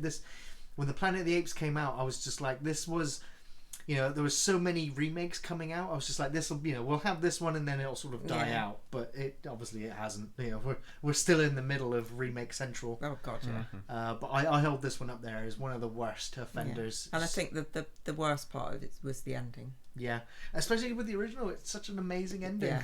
It's so iconic. Yeah, It's in totally. film history. And then they changed this remake. I think they purposely changed it, but it was just Yeah. like Does it have any of the annoying Tim Burton kookiness in it? I don't know if you consider Helena Bonham Carter because she's just weird. Yeah. But yeah, I mean, she was actually pretty good in it. Tim Roth was pretty decent in it. It was. It's just, you know, it's like Tim Burton was the is. story. It was the storyline that was Yeah. what was not good. It's like Tim Burton always has his goth kookiness in it. Yeah, and, that's like, right. It's. Yeah, no. I can't think of any of the films that Yeah, no, not really. are sort of standard You know, films for him. I think you'd be hard pressed if you would have watched the film and not had the director title come up. Yeah, you wouldn't wouldn't- have I guess been that's like- what I know mean. it was Yeah. You Burton wouldn't have film. said it was Tim No. Burton. Oh, right. You would have been like, this was generic asshat who Mm. said yes to everything. You know? Yeah. So it was just so bland. The story forgettable, and just the confusing ending that just felt really tacked on. Yeah, very forgetful. Yeah, avoid that one. Linda. Yeah, Linda was shared. That was shared my number 3 as yeah, well. that was my number 3 as Um, well. So Well, I've got RoboCop on the list, so I'll have that one on my list. So back to Gary. Right. number 2. Moving into number 2 now. See. My number 2, I'm going to try not to rant too much. Actually, I'm going to rant because it's fucking Ghostbusters. I put this on my disappointing ones. Disappointing list, yeah. Honourable shit list. Yeah. Oh, hopefully this is the last time I go off on Ghostbusters 2016. I just want to forget about this shitty movie. It was directed by Paul Feig, who obviously did Spy 2015 and Bridesmaids I fucking 2011. love Bridesmaids. I really like Spy. I thought Bridesmaids was I didn't really see what the fuss was.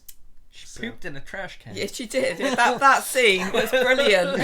Sorry. Fuck. And Melissa McCarthy escaping with all the puppies. Yeah, it had its moments, Yeah. but for me it was just an improvised kind of gag reel. It didn't really have much of a story or a plot. I didn't Yeah, really but- like the central character that much, but then you're not really supposed to. Well, she goes through a change Yeah. and becomes a better human being by the Oh, end. freaking what's the guy in it from Mad Men?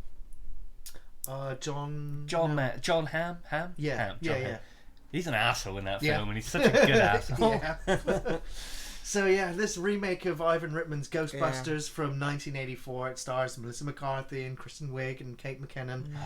And Just that, like when it was announced, that cast, yeah, I thought it's funny, and then I the was news fine. was like Bill Murray's in it, I and know. Dan Aykroyd's in it, and This only escaped being my number 1 worst remake of all time, as there is at least some competency in the filmmaking process in that this film looked expensive, which in my opinion is money wasted.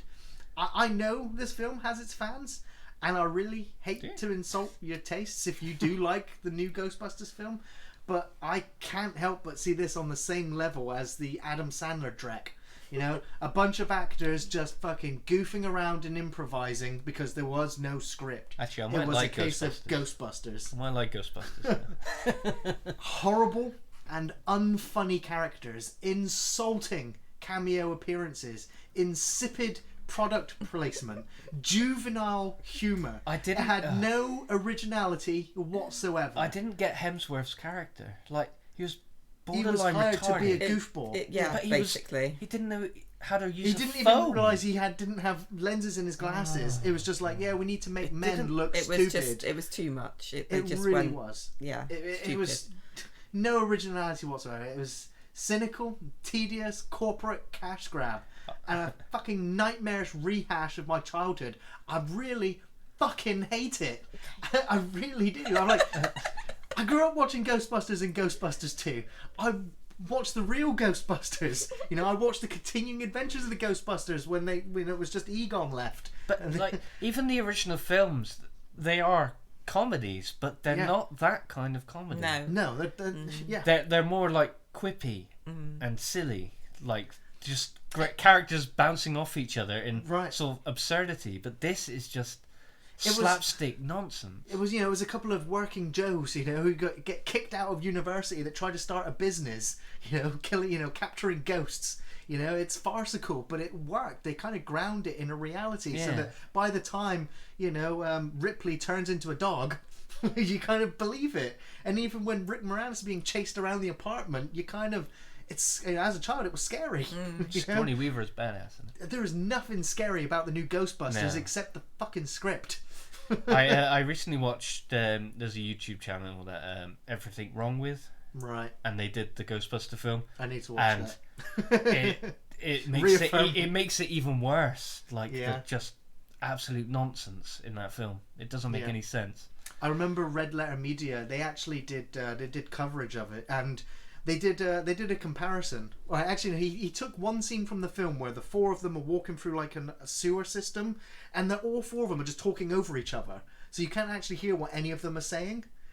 And so he was just like, what are you supposed to take from that scene? Like, you can't hear what any of them are saying. It's just noise as they're walking down. And then he went, this is how you rechange the film. He took the audio out of the film and he put the Ghostbusters music in there as the four of them are walking through the sewer. And you're like, holy shit, this film's got atmosphere. Like it could have been saved in the editing. But they didn't. They just chucked in garbage on top of garbage, hoping that it would sell. That wonton joke. I don't get it. I don't get it. It keeps bringing it up. Like, oh, you're going to give me one wonton.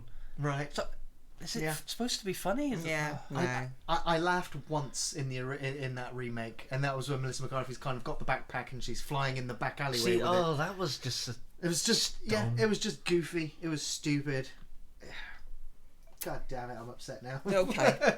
Which is why I'm kind of excited that there is going to be, a Ghostbusters 3. Like, Ghostbusters 2, all is forgiven.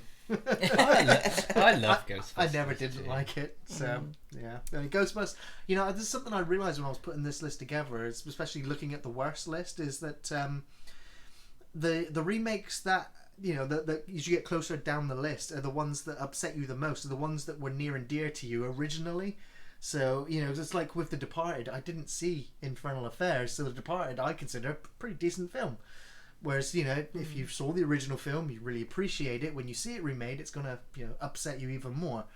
So it's kind of the case where, I think the bigger a time distance between the actual releases of the original to the remake, it's and less. The more iconic the original is. Right. Like RoboCop and Ghostbusters are phenomenal. It's like if somebody's going to turn around and say, we're remaking Aliens. Yeah. It's like... Yeah. Melissa McCarthy. She grabs onto the tail of the alien and she's just flying around. Funny. Oh no. So my number 2 is the Fantastic Four 2016. Yeah, it definitely has some serious issues. I actually made the effort to watch it though. I've tried to watch it before in the past and got to the point when they get to the planet and when they first all, like, the accident happens and then they come back and they're all changed and then that's it. Then it lost me. I agree with you. I liked the body horror stuff. For me, it reminded me of Cronenberg's The Fly. Yeah. Where they're undergoing metamorphosis and they're freaking out that their bodies are changing in front of them. But then after that, then it lost me. Yeah. I forced myself to watch the whole thing the other night. And this was while I was on my treadmill doing my training. Yeah. And so I couldn't turn it off. Yeah, you got no choice but to watch it. But I you end had up to running watch faster it. as it got worse. Like Mr. Fantastic, he runs away. Yeah. At one point in the film. Well, no, there's a time hop in the film because after they come back, and then it's about a year later, it jumps, and you don't realise. So there's no kind of like suggestion that it's jumping or anything like that, and then you suddenly realise, oh, it's jumped a year, kind of thing, where he's buggered off and is trying to figure out himself how to get back and kind of save everybody and everything like that. But yeah, I mean, it's just the characters. Johnny Storm is a black guy, but Susan Storm is a white guy. So I presume she's like their step sister and brother or something like that. I think is the thing. And then Victor Dooms character is Yeah. just Some weaselly, annoying guy. Doctor Doom or Victor Doom he's a great villain. Yeah, The Fantastic Four are but- great characters. but not in this. He's not in this. He's No, not in. He's not in a lot of it. I mean, I understand you put it in the worst remakes, but I have to ask then, do you actually like the I originals? do like the original. Wow. I know. They are It's sort got of Chris Evans bubblegum, and Jessica silly, Alba. bright. I really like them both. I like Jessica Alba. Yeah. Yeah, and I love It's- Chris Evans. Yeah. They're such light films.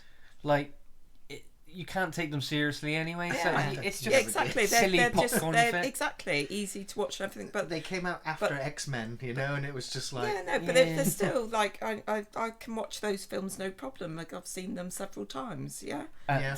But this one, I This- just like. What have you done? Like why? Why did you remake this film? I asked Ian that, and he said, "Well, because it was Yeah, they had to another keep Sony, wasn't it?"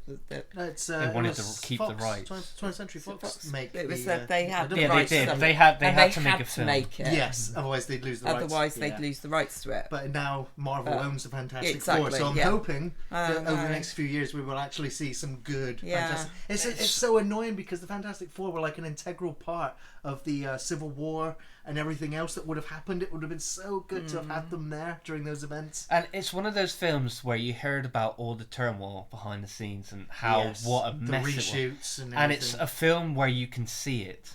Yeah. When you're watching Oh, yeah, you yeah. can see that it went wrong. It's one of those films where I reckon if they did a behind-the-scenes documentary like they did for Alien 3, it would actually be better than the movie. Watching the behind-the-scenes of I could only imagine being on set. But I mean, that destroyed that director's career, didn't as it? well. Yeah, really did. Deserved it. Yeah, There tragic. we go. Dave, you're number 2. Well, this is kind of a combination, but it's The Ring and The Grudge. The Ring and the Yeah. Grudge. This was the big wave of really successful, scary Japanese horror movies. I remember The Ring. It was on channel. It was debuted on Channel 4, and there was a lot of buzz going around before it saying yeah. you've got to watch this. This is a most very original horror Yeah, movie no, I in remember decades. like everybody. There was so much buzz around it, and I watched it, and it freaked me the fuck out. Yeah. And then me and my wife went down a path of like they started releasing on DVD like every week a new gem from Japan, from like the One Missed Call, The Grudge. All these films started coming out, and then Was it the Eye? As The well? Eye. Well, that was Korean, but Korean, it was okay, yeah. still a fantastic. Which was the film. one with Dark the Water. Dark Water? I was going to say the one Oh. with the body in the water. Oh, Well, so on good. on the seat in the roof. Yeah. These films were great. They were so minimalistic. Yeah. The settings were real, like Yeah, the they- apartments. Visually, most of those films, they when I remember those films, they all seem black and white to me. It's Yeah. like that. It's Yeah. like a VHS tape quality. It's grainy. Yeah. It's dark, but like it is just like your typical Japanese apartment. Yeah. Like, it's everything about them is so unique and special. Yeah. And then the Americans got hold of it. Yeah, and I was actually excited for The Grudge because I was like, Sarah I Michelle wa- Gellar, awesome, big fan of Buffy. Sam Raimi's directing this, like from the Evil Oh, Dead I forgot. movies. I forgot he directed it. Exactly, and Me, so- me and my wife watched it in the cinema, and but it doesn't feel like a Sam Raimi film either. Like there was one or two times where the camera moves in a way that you'd see in like The Evil Dead, but that's it. It didn't feel like it had his stamp. It just felt like he was making it for the studio in order for him to get more money to go back and make Spider-Man. and it felt like they watched a film and it's like, well, let's try and make it pretty much the same, but let's just force Sarah Michelle Gellar into this film Yeah. for no reason. It doesn't make sense why she's there in that No. film. No.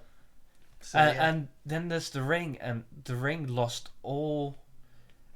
How many Ring films are there? Do you I know? was Because I gonna think say, isn't there there's more like- American yeah. versions of it There now than is. Japanese? Well, 'Cause they there's ended up Ring counting 1, 2, and backwards. then Ring 0, and Yeah. then there's and then there's Rings. Is that the most recent American one? that. Yeah, in Japan they had like some versus films where like Ring versus Sadako Grudge. versus Yeah. the character from the Grudge. Grudge, yeah. But yeah, I couldn't watch the entire Ring American remake. No. They Was lost it Naomi all Watts? the. I think so. Yeah. Yeah. It was like a flaming horse, I think, at one point. But they lost all the atmosphere. They had these big sets, like all these stupid special It was effects. very glossy and polished, and yeah, it didn't feel They right. missed the entire point of everything it made the original special. Right. Yeah. and they kind of killed it dead. Yeah, they really did. I have no affection for any of the American remakes of those horror movies. Even like they did Dark Water. Yeah. I couldn't be bothered. I That- love the original that had, so much. what's she called? Great actress. I really like her. In Dark Water remake, it was the girl from Labyrinth. I'm pretty sure it was her. Yeah. Can't remember her name. Come on, chat. Forgotten her name. Somebody will say Yeah. it. Ian, Yeah. Ian, come on. You're the memory man. Yeah, Takeshi Miike's One Miss School, they remade that. Pulse, they remade that. yeah. It's just, oof. I mean, they really wanted that that Japanese horror money. Yeah, they did. Oof. Yeah, they really did. Jennifer Connelly. There we go. Thanks, boss. So yeah, well, let's move into our absolute worst offenders, the worst remakes of all time. Now, for me, this was, I had to think about it for a little while, and then the reason, well, I was going to say it, it's The Fog from 2005. It was from director Rupert Wainwright, I've not whose watched it. only other theatrical film was Stigmata from 1999, which I actually am a big fan of that film. Yeah. It's very artistic. This is the remake of John Carpenter's 1980, The Fog, and it starred Tom Welling and Maggie Grace and Selma Blair. And of course, this was like slap bang in the middle of Tom Welling's Smallville run as Superman. That's what Tom Welling is it? Maggie Grace, I love her. I think she's fantastic. I loved her in everything I've seen her in, like from Lost. She's my new favorite character in Fear the Walking Dead. Wait, who is she? She's the reporter. Oh right, okay. She's great. But everybody in this they all just phone in their performances. The cheapest CGI effects you can imagine. Was this film big? I don't remember. It had I've a not theatrical watched it. release. It was completely devoid of atmosphere and tension. It was slow. The story doesn't work. The characters are bland, and it's boring as shit right up to its conclusion. This might not just be the worst remake of all time, but one of the worst films ever made. It's a revolting and insulting slap to the face of cinema fans and of Carpenter. And I wouldn't be surprised if Deborah Hill's ghost got out of her grave to come and take vengeance on these hack filmmakers. It's a fucking travesty that this film was made. What, worse than an Adam Sandler film? Worse than an Adam Sandler film. Fucking abysmal. I absolutely hate it. And, me and Ian, we reviewed The Fog a few years ago. And I rewatched the film, I did the review, and I was kind of a bit half on it. Like, I didn't give it a glowing review. But since then, I've seen the film twice since then. And the last time I saw the film was back in the cinemas when they re-released a bunch of John Carpenter films in 4K. And rewatching The Fog in the cinema, I was like, I was totally wrong. John Carpenter, you're totally wrong. This film is a masterpiece. It is really good. It is excellence in horror making, in tension, in crafting an experience, which this remake just did not get in the slightest. And it is, if I'm going to hold the epitome of worst remakes, The Fog is it. Oh dear. So, There we go. Pissed You've off. purged yourself. You've purged. You've got it Fog, out. you done fucked up. Yeah. Right. Wow. My number one. This was. I'm going to drink my beer. My number one is a remake of the film Annie.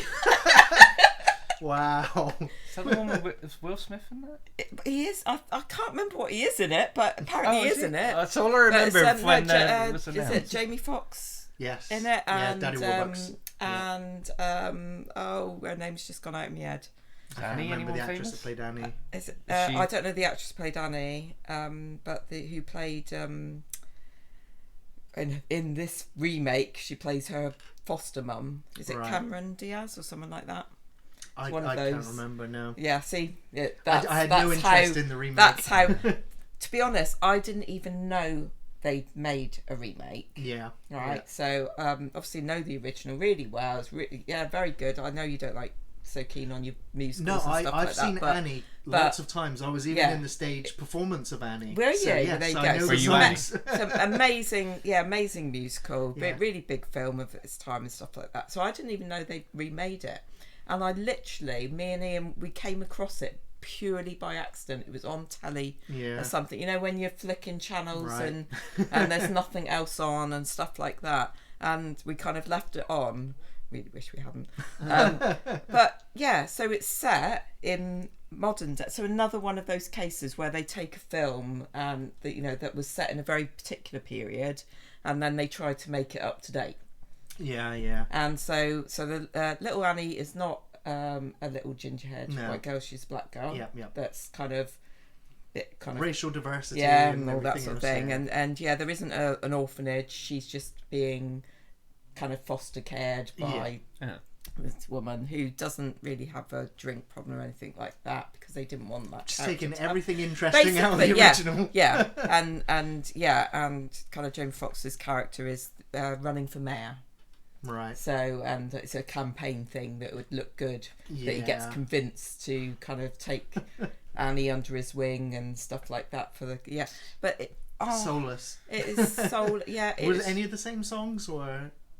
do you know what? I I can't. can't remember. Oh no. It was it was that dire. It was I don't. No, it wasn't. It wasn't. They just try to make it up to date film and stuff like that, and it just did not work. No. And probably that's why I'd never heard of it in terms of it coming out of the cinema. Yeah. Oh, I saw it coming out because obviously I see a lot of films, but this was I think it was the early 2000s. It was 20. I wrote it down. Annie 2014. It came 2020. out. Oh, so actually not too long So it's ago. not that 5 long years ago. Yeah. And I don't remember it being advertised or anything like that. I remember seeing the poster, and that's I Yeah. remember hearing news Will Smith was going to be in it.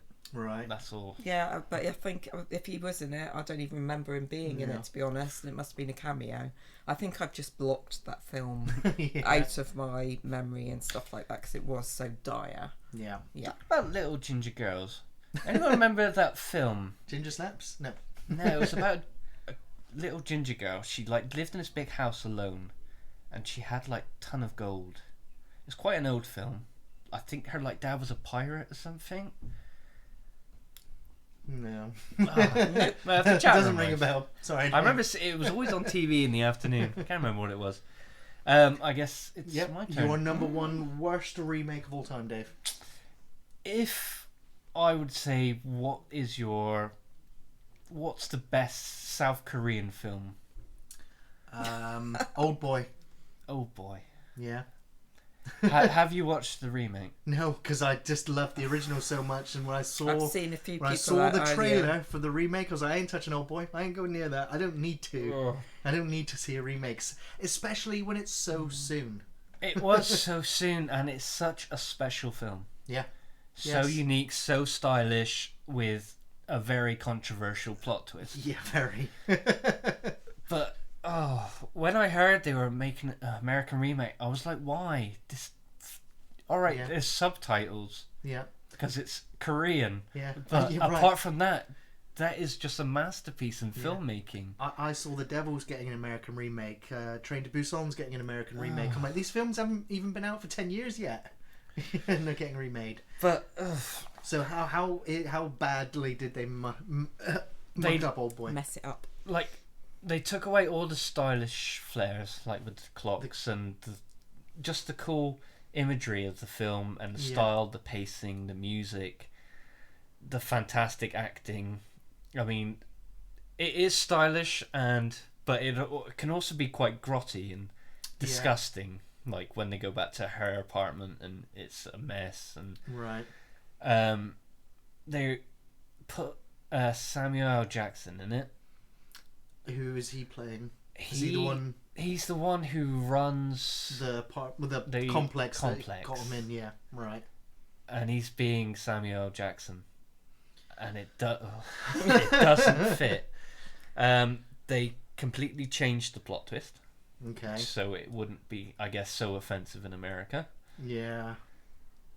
I Old Boy is such a great movie. I don't actually want to spoil the ending for anybody listening that hasn't actually seen the Korean version, which is fantastic. Old Boy would probably have been on my shit list as well if I actually saw the remake. don't. I mean, I'm there's never- a I'm never reason it going to. failed. Yeah. It was so pointless. Right. So pointless. It just it's luckily the original's still amazing, and it was so close that it was just like, what It's the just going to fuck's be this? forgotten Fuck off. anyway. I mean, Good. nobody does talk about it anymore. Like, No. I'm even sure everybody involved in it doesn't talk talk about it. anymore. Right. Oof. It's a sign of a bad film then, isn't it? Yeah. When Yeah. it gets forgotten.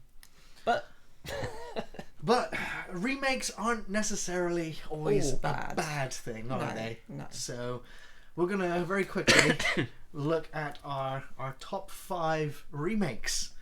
I'm just going to go through Yeah, my just very list quick, very yeah. quickly. My number 5 is Cape Fear All right. from 1991, which is a remake of Cape Fear from 1962. My number 4 is Sorcerer from 1977, which is a remake of the French film Wages of Fear 1953. My number 3 is The Blob from 1988, a remake of The Blob from 1958. My number 2 is The Fly from 1986, of course, a remake of The Fly from 1958. And my number 1 pick, I'm pretty sure everybody's going to Everybody's know gonna what have it this in one there. is. It's John Carpenter's The Thing from Yeah. 1982, Yeah. a remake of The Thing from Another Another World, World. 1951. Yeah. So yeah, there's very few remakes. I mean, compared to the long list of awful remakes, there's Yeah, very few good Really ones. good ones, I know. And of all the ones that I've listed, the most recent one was 1991. So it's been nearly says 30 something. years since there's been a good remake, Yeah. in my opinion. But that's the So- thing with like a lot of them on your list is films that a lot of people don't even realize Is a remake. is a remake. Yeah. Yes. Yes. And that's, like I said, because so much time has passed. I think the sweet spot is almost 30 years. Yeah. Every 30 years, it's like the nostalgia thing where you know. You like one of the reasons why Stranger Things is so successful right now is because it is 30 Yeah. years looking Yeah. back on the 80s. Totally. And so it's I think one of the reasons why the original It was so successful. It's the time frame that it's looking at. Yeah, see, I haven't seen the new It yet, and I Right. loved the The miniseries. the original miniseries. Or at least half of the miniseries. Read the book as well, but Right, yeah. so I'm waiting for the second. Then I'll just do the Yeah. one after the It's other. it's one of those things where like the original film has good ideas, Yes. but it's held back by its time. technology. Mm. Yes. Like Yes. when it was made and the technology they had. Yeah. So like taking those good elements and Modernizing them. modernizing it and Yeah. getting it a good release. Yeah. I agree. David Jones has mentioned Invasion of the Body Snatchers. It was Yes, an excellent remake. that's- Yes. yeah. That was Yeah. on, that's But on the my thing list. is that is on the list of great, and it's also on the list of awful, because there's like 4 or maybe even 5 Invasion of the Body Snatcher films. There are a lot. Yeah, That is the good remake. yeah, no, that one, So the the 1978 rest one are is awful. good. The Yeah, Donald Yeah. Sutherland one. Donald Sutherland, yeah, Jeff that's the Goldblum. one I Such a good really film. sticks in It's my on my head. list. Yeah, Yeah, definitely. great. So yeah, that was my 5. So my list. I mean, you're talking about ones that have had a big break between. I think you've got to talk about the fact of what Disney's doing at the moment, Yes. which is obviously they're doing a lot remaking a lot of their very classic animated films.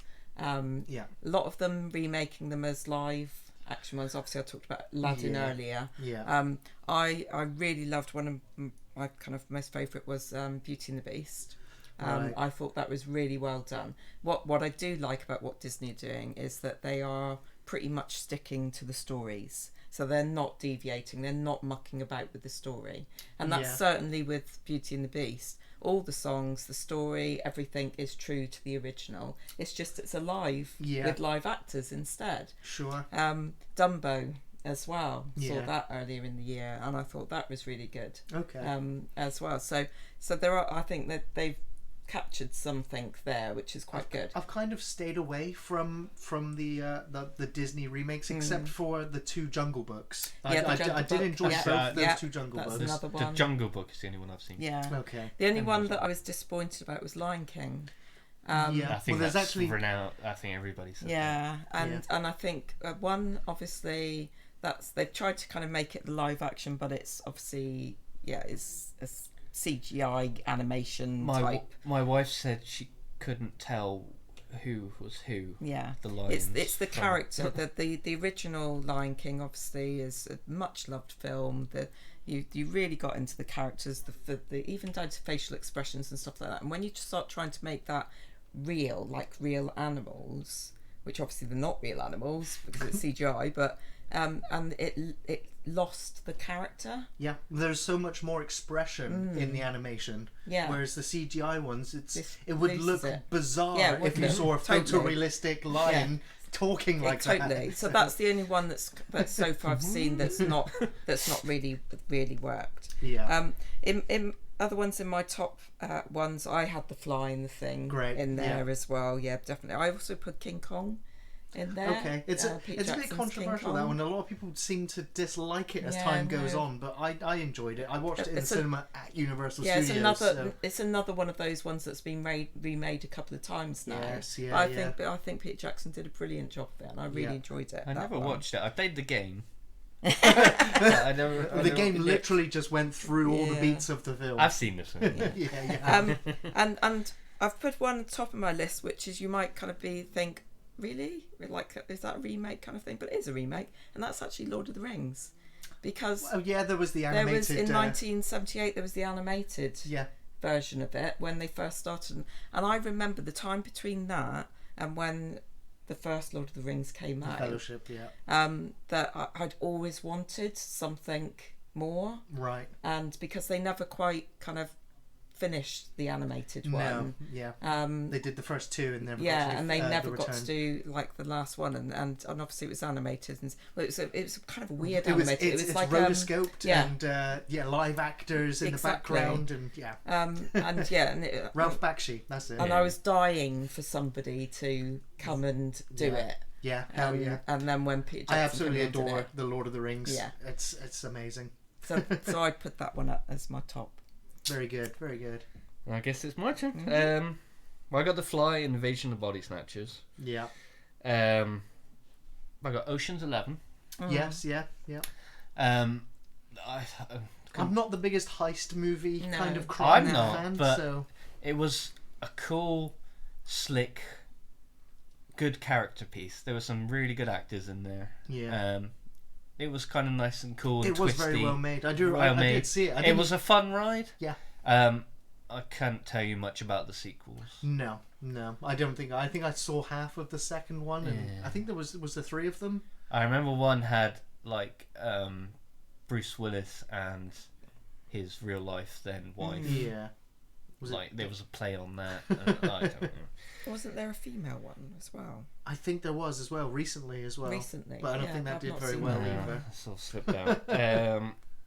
Scarface. Yes, yeah, that was a 50s, I think, the original Yeah. Scarface. Yeah, That's a very, very good film. I mean, yeah. everybody, well, probably people you probably won't want to hang out with, all had the poster on their wall. You know, Of the kind of Scarface, people. yes, yeah. See, I didn't even realise that Scarface was a remake until recently, and I was like, oh, wow, I didn't And know they that. are again going to remake it again. They Yeah, are it's currently been remaking. that much time has passed. But Al Pacino's fantastic in that film. Yeah. Just his One of his complete- earliest performances. Yeah. But I mean, from where that film starts of him coming to the country and his The whole story it tells. his The rise and his yeah. fast demise. Yeah. Yeah. A sheer brilliant film. One is a remake of a TV series. I mean, America was doing that for a while, usually unsuccessful with like Starsky and Hutch, Dukes Right. of Hazzard, Yeah, yeah. and they were all just mediocre. But one I really liked was 21 Jump Street Sure. with yeah. Jonah Hill and Channing Tatum. Yeah, Yeah. yeah. That film is so bizarre, especially compared to what the TV series was. Yeah. It really worked, didn't it? And I didn't it's expect so it to. weird and crazy. The comedy, it kind of takes itself seriously, but it also doesn't. It is, yeah, I thoroughly enjoyed it. I didn't expect to. Yeah. But, It was such a fun ride. Yeah. my number one is The Wicker Man. Yeah. Right. This is very controversial, Yeah. but Yeah, it is. this film is so Not the bizarre. bees. Not the bees. Exactly. How to get burned? How to get burned? How to get burned? I love Nick Cage, Yeah, I do. and I've not seen the remake. you've not seen the I've remake. not seen the remake. It is a completely different film. Yeah, to the original. Completely different Right. film. Like the story's kind of gets you to the same place in a bizarre way, but Because the original was quite controversial for Yes. its time and stuff. Yeah. but this it kind of comes off like a bizarre comedy where Nick Cage is running around an island drop kicking women. Was he wearing a In bear a bear outfit? suit. A bear suit, yeah. He is overacting to a brand new level. Yeah, that was for me. That is the launch of insane Nick Cage. Right. It really was. That was just. It was like he was on a bunch of different drugs and he didn't know what sort of film he was in, And so he didn't just care. overacted because everyone else was just so mellow in the It's so film that he was brilliant. just hyperactive throughout the whole thing. I mean, if you're coming to it for a remake of The Wicker Man, you're probably going to be like, what Bit the fuck is disappointed, this? yeah. But if you go for like this bizarre To see kooky Nick Cage comedy in a with bear Nick suit. Cage, there's a brilliant trailer of the film where they've like made it into like a comedy trailer with like Nick Cage is coming to the island, and it's like got this jolly music over it, and he's like punching women in the face, and it's so genius. Oh my. But it is so fun. So, yeah, quite a controversial pick there, Dave. I Yeah. mean, jeez, because that film is surely on a lot of people's worst list. It's rated one of the worst movies Is ever it? made. Yes, yeah. But Yeah, I it love hits your that level of favourite. so bad it's good. It so is, it yeah, I is. can understand that. But well, that's going to bring our discussion of the worst and the best Hollywood remakes of our beloved movies to a close. But we'll be back in the third part answering your questions. not the bees.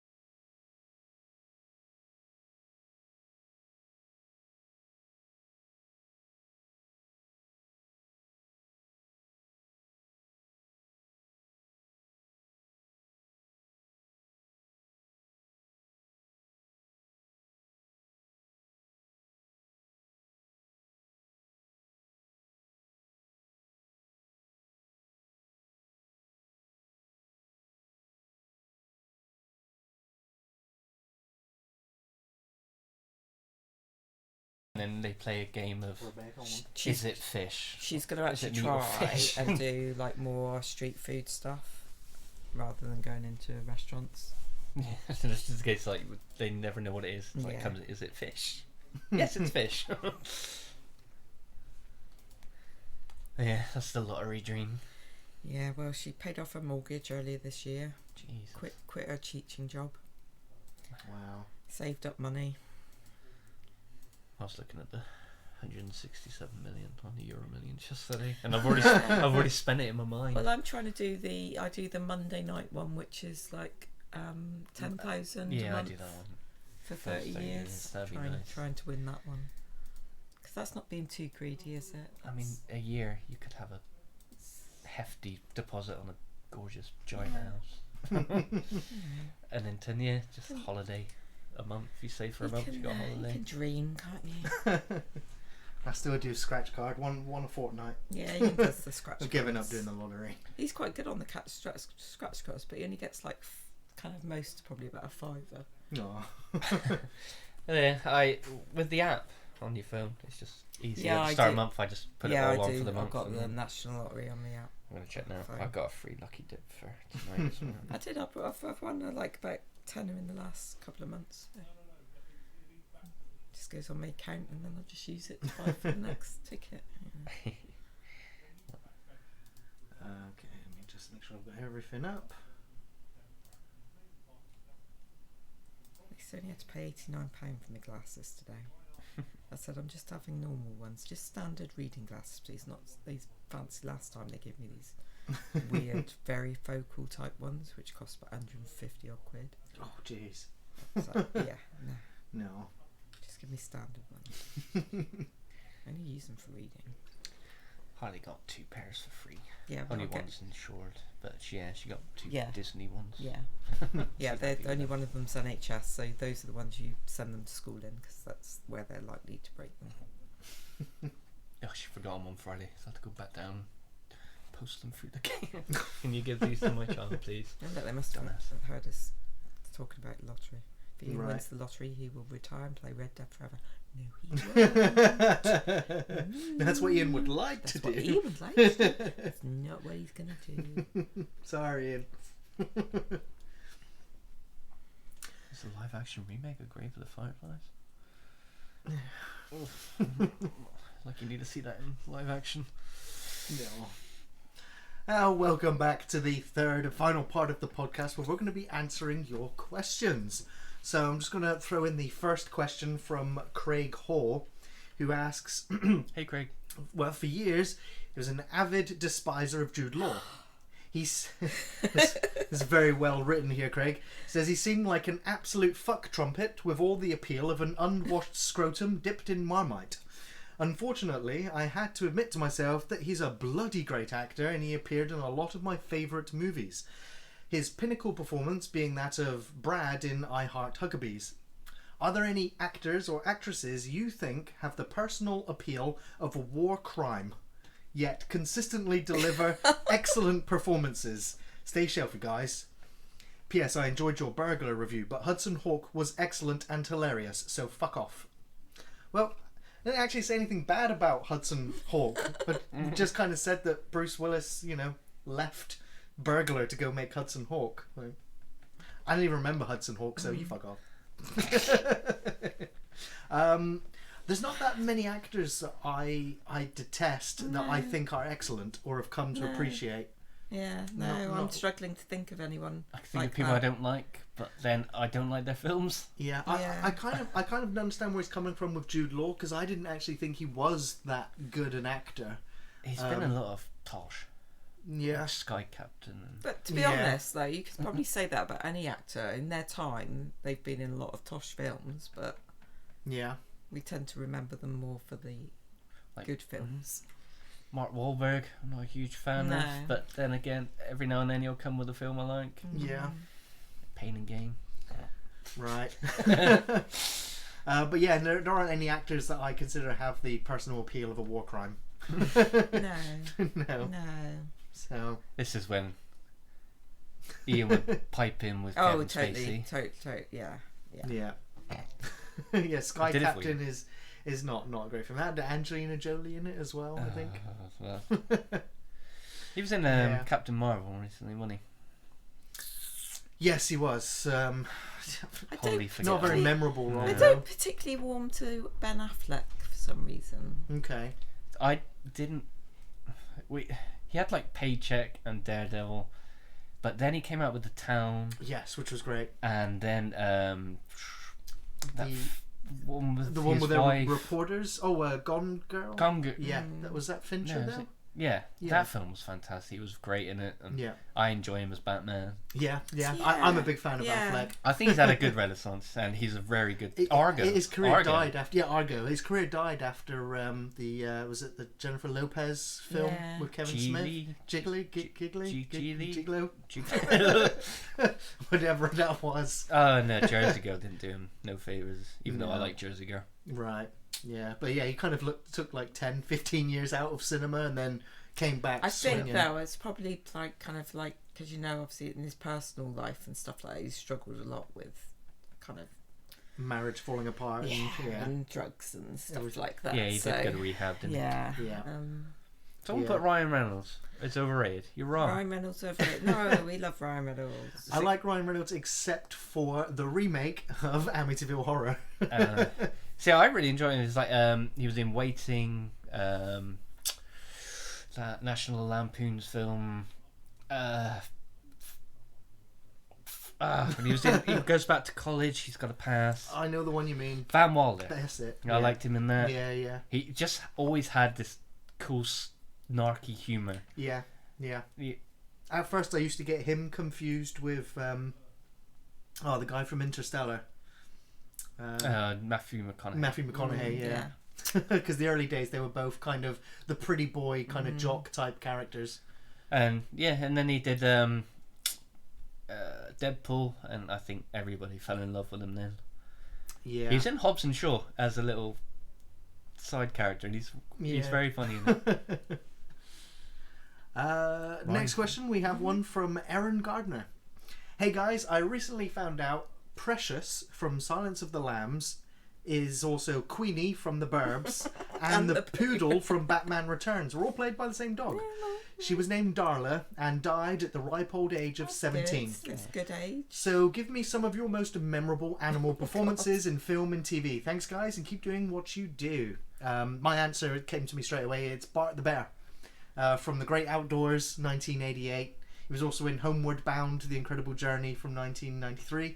He's also in 12 Monkeys, 1995. And the most memorable performance of Bart the Bear was from The Edge in 1997. I have nightmares about that bear. Even though that bear was pretty much domesticated and was super friendly, you see the behind the scenes footage, and the owner of the bear put his head in the bear's mouth, in its entirety, and the bear, is just playing with him. It's just like a big cuddly toy. There was a bear in the that really awful comedy with Will Ferrell, Super something. It was like a basketball film. Sure. It had a bear in that, but I think that bear went on to kill someone, and they had to kill it. No, it wouldn't have been that one then, because Yeah. Bart never killed anyone. But unfortunately, when Bart did die, the owners of him actually had another bear, and it's literally Bart Jr. Oh. So, and that bear is now the go-to bear to in all the latest movies as well. So, The parrot, I think, is a parakeet in Dumb and Dumber. pretty the bird. best, pretty bird. That's the best sellotaped up bird I've ever seen. Our headsets are falling off. But I'm going to go old school with like the Lassie movies, and you had Lassie. Yeah. Obviously, there were different dogs yeah. that played Lassie and stuff like that. But also the Flipper. Flipper, yeah, the dolphin. My mum would only take me to see films with Skippy. animals in. The kangaroo. Wow, I totally forgotten that existed. But yeah, when I was young, my mum would only take me to see films with animals in. So she took me to see Andre. It was like the sea lion, is it? Yeah. Dunstan checks in, the monkey. Like all these films, Yeah. they're all like all came around the same time. We're all just pretty much the same. And then you got the poor the killer whale. Oh, Free Willy. Yeah, that was used in Free Willy. He Yeah. had the thing, like the hunched over thing. Hunched over. Mm. It's a shame, but yeah. animals in films. Oh, yeah. the monkey. Sorry, monkey in Friends. Oh Ross is Marcel. monkey, Marcel. no. You love Friends, Gary. Come on. I don't ever want to go near Friends. Next question. It's from Sean Pierce. Hey, Sean. Hi guys, have you guys had the chance to check out Rambo Last Blood? And if so, what were your thoughts? Personally, I thought it was a great way to end the franchise. Actually, a nice comment about Rambo Last Blood. No, haven't had a chance to see it yet. It's on the to-do list. Yeah, all the things I've seen is like saying it's like quite mean-spirited and it's just Yeah, gets the tone wrong. And it's a shame. It's actually my birthday in like 2 weeks' time. And mine. And Linda's. not mine. So I'm literally I'm going to the cinema in the morning and I'm going to go and see It Part 2, Rambo Last Blood, I was Crawl, going to say Joker. and Joker. Yeah. So I'm literally going to spend the whole day in the cinema. It's a nightmare for Ian. His wife and his best friend's birthdays within 2 days of each other. Right. Every So year. He kind of panics a little He bit. does panic a little bit. Yeah. Bless him. But if you enjoyed Last Blood, then that's a film for you to enjoy. Yeah. You know, Yeah. can't take it away from you. So we have a question from Brandon. Hey, Brandon. Just wondering if you would be interested in a joint podcast or a special of some sort with my YouTube channel, the Media Academy Online, someday. We are an Australian duo that's trying to climb the Ooh. YouTube mountain and hope to reach more people out in the world, and I reckon we could do something pretty cool together. Anyways, on with a real question. What's the first movie that you couldn't finish watching or found it difficult to get through because it was nightmarishly scary? gosh. Cheers, dudes, Scary. and fist bumps. Scary. In answer to your question, Brandon, me and Ian have discussed kind of doing team ups with other YouTubers. You know, the door is open. The only thing is that as it is at the moment, Ian and I find it incredibly difficult to find time to record ourselves, yet alone try and Organise find with time people across to do the a world, collab yeah. with people across the world. So, if possible, if the stars align, we'll do it. But it's It would be interesting. yeah, would absolutely, yeah. So if it, it's I've checked out your channel, Brandon, and yeah, they do smaller podcasts, like more discussions on specific films and themes. But yeah, Ian and I definitely be up for it. It's just a matter of finding the right time to do it. Sitting Yeah, around yeah. talking about films, I don't think it'll work. No, Yeah. never. But in response to your question, Nightmarishly scary. I have never found a film nightmarishly scary and therefore not made it through to the end. It's never happened. Yeah, it's like There's if it's film- scary, then it's good. So I'm not going to turn it off. But films that I agree in terms I've never turned Turned the the film film off. off. as such. When you started the question, But- I thought you meant so bad you turned it off. But, I was but like, I got I did hundreds find of those. the Jigsaw movies. Squeamishly. Squeamish. Yeah. Yeah. I mean, I even sat Right. for the Serbian movie. I wouldn't. I Ian, wouldn't never- even start those. Ian's calling bullshit and saying Mean Girls, but I actually watched it from start to finish. Ian, like, I didn't turn it off. I mean, Every Adam Sandler movie I've seen to the end. I wish I'd turned off Poltergeist when my mum showed it to me when I was about 6, because that gave me nightmares for about Yeah. 5 years. Yeah. The So- thing gave me nightmares when I saw that when I was about 12. Wow. Yeah. Yeah, but film And Alien, when my dad let me watch that. nice. But yeah, no, it's only But- turned it off. It's shit. Yeah. I'm Yeah, fucking that's hating the it. difference, isn't it? Yeah. Yeah. But I mean, from the three of us, I think we're all horror fans. Yeah. So it's going to be very rare for us to find anything that's going to put us off. That's might scary hide, anyway. might hide behind a pillow every now and again. Yeah. Yeah. Or like if it's eye horror, I will turn my head. Yeah. Yeah. Eye gouging. Oh, There was yeah. a scene in John Wick 3 Yeah. where he just pushes a knife into someone's eye, Oh, and yeah. it keeps Yeah, eyes. going. And What I was the, was like, ooh. The dark superhero film. Oh, James Gunn kind of family yeah, that made had a film. horrible. That had a horrible eye gouging I couldn't moment. watch that. Yeah. Brightburn. Brightburn. Yes, Brightburn had a horrible eye scene. Yeah. Okay, next question is from David Allen Evans. Hey, Dave. Well, chaps, my brain-frying, soul-searching, existential question for you is: you all right? Hope so. To be honest, PT. I am right now. The world is on fire this week. Well, it's Some good fun. parts literally on fire, Yeah. but politically, it's horrible. Political turmoil, poverty, immigration problems, financial our issues. country is a bit fucked at the moment. Let's I mean, face it, we've got but- politicians literally telling people to riot right Yeah. now. So it's been nice to come and talk bullshit with some friends. About stuff that doesn't really matter. Indeed. But it matters to us. But yeah, thanks for the question, David. I think we're otherwise quite fine. But it's always good to ask. Next question is from Dill McPrice. Hey, Dale. I have one for you. What is your favourite use of a song in a movie? I've listed quite a few. Oh my God, Gary! Hip to be square. Huey Lewis Yeah. in the news from American Psycho. You Never Can Tell. Chuck Berry, Pulp Fiction. Yeah. Just dropped in to see what condition my condition was in. The Big Lebowski. I Got You, Babe. Sonny and Cher from Groundhog Day. Perfect Day, the Lou Reed Train Spotting. And also Iggy Pop. That's a great song. Yeah. Train Spotting's got a great soundtrack. Oh, that's my favourite. Where Is My Mind? That's The my Pixies. I saw the Pixies. You jerk. Awesome. I saw They the came to Plymouth, Pixies. didn't they? Yeah, Yeah. recently. Yeah, they were brilliant. Great.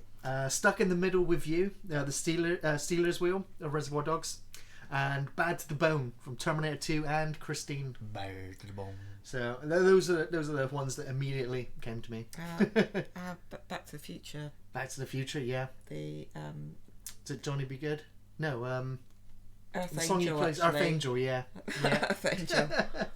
Love that one. The twist in Infernal Affairs that I was talking about earlier has Yeah. an awesome soundtrack moment. And with a song called Goodbye Cop Goodbye. Yeah. every I single couldn't song comment. in Close Your Ears, Gary. Sucker Punch. I'm just going to come back with Bad Moon Rising, Creedence Clearwater Revival from American Werewolf in London. I really like. They did a really slow remake of that song for the Crouching Tiger sequel. I think it was only in the trailer, but it was a really cool version of the song. They played that song as well in the first Blade film. I think Wheeler's listening to it in his workshop. Unchained Melody and and Ghost. Oh. You're such a sop, boss. That is great. That is great. Yeah. Definitely. Next question is from Andrew Kavanagh. Can you guys talk about the 80s movie Earth Girls Are Easy with Gina Davis? Oh, if only Ian was here. Right. Sorry, Ian, you missed out. We're going to talk about Gina Davis. Came out in 1988. Also co-starred Jeff Goldblum and Jim Carrey. A very early role for Oh my Jim God. Carrey. Yeah. I've not seen what's this. that? What is it? So Girls Are basically, Easy. yeah, a Southern California girl befriends 3 furry aliens after their spaceship crash lands in her swimming pool, and they're kind of like Teletubbies, like furry Teletubbies, and they kind of communicate like Adam Sandler until they get cultured and they start watching television, and then she takes them. You know, it's a very 80s movie where she Yeah. takes them downtown, he gives them makeovers, shaves their bodies, and It's then like she's like, Coneheads. then she falls in love with Jeff Goldblum's character, and of course the two of them got married and got together, you know, during the film, which went on into The Fly.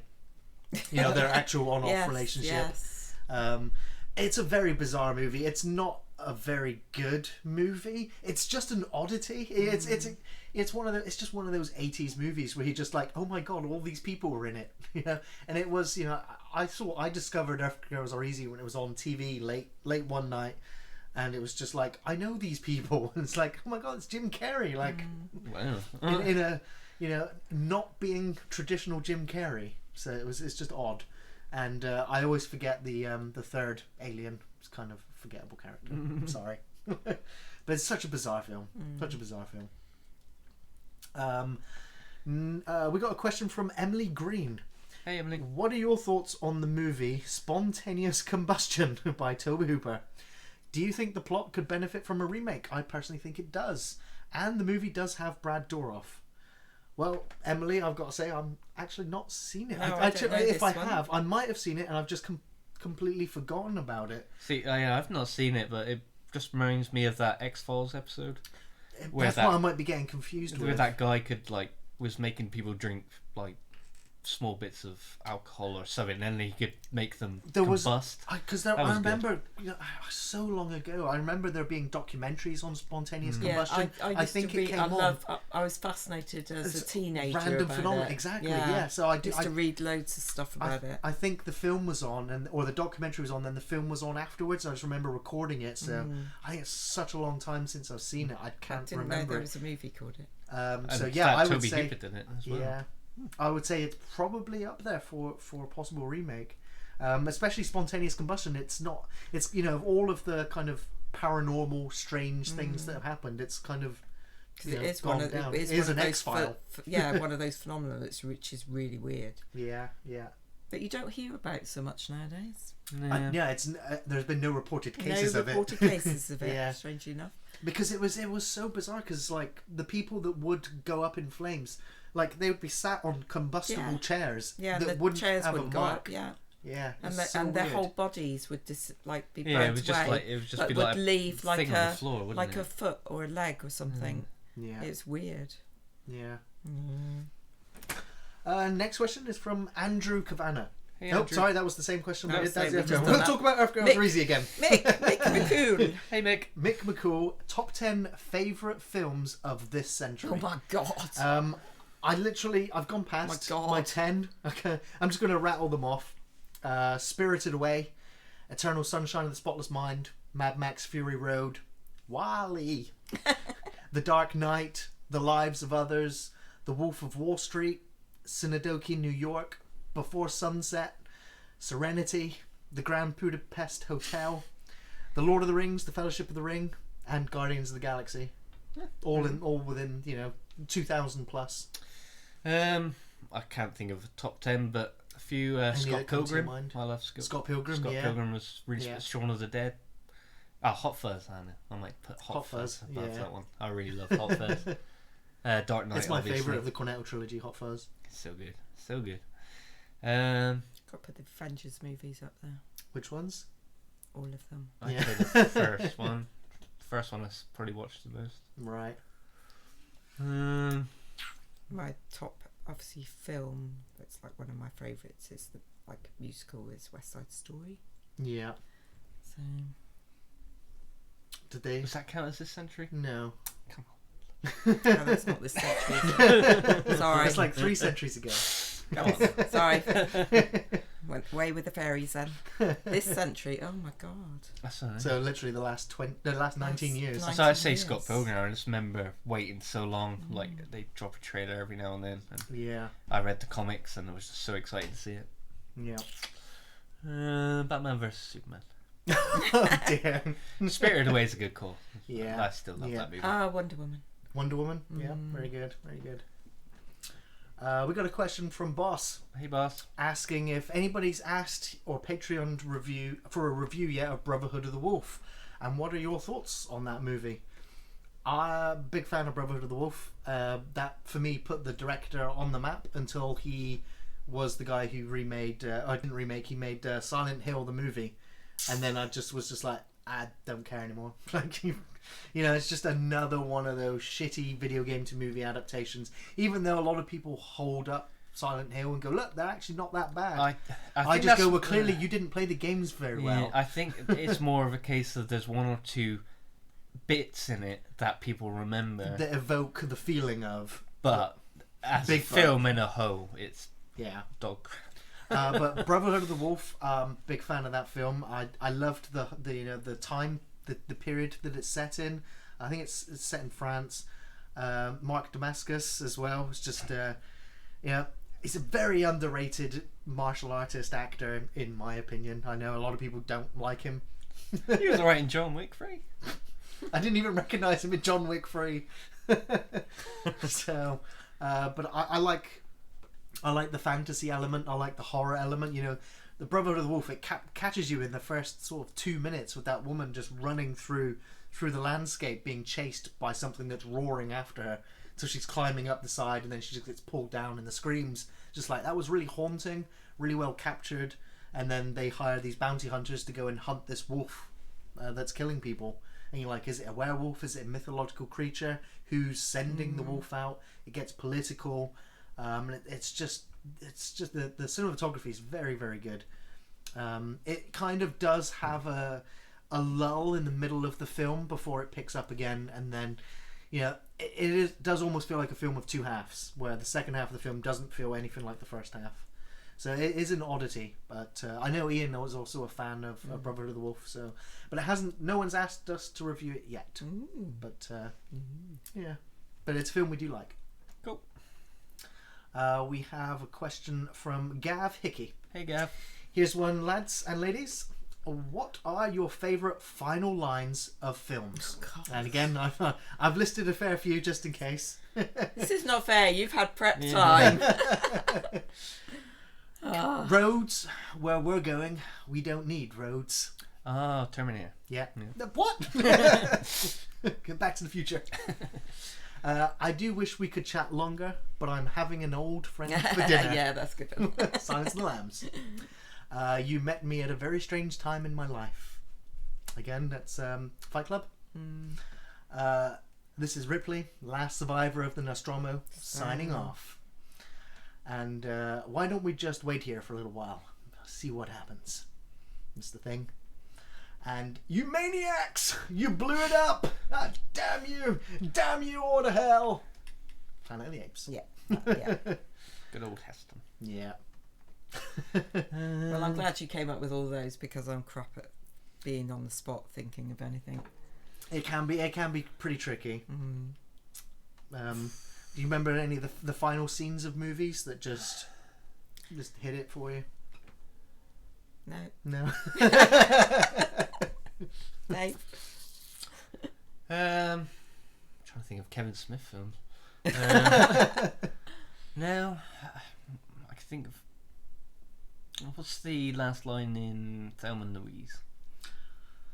I don't know. It's the last shot for me. Is the moment they just hold hands and go off the ride off. I was going to say it's more like images. It's an image of yeah. Rather Well, I mean than that's still a moment in itself. final words.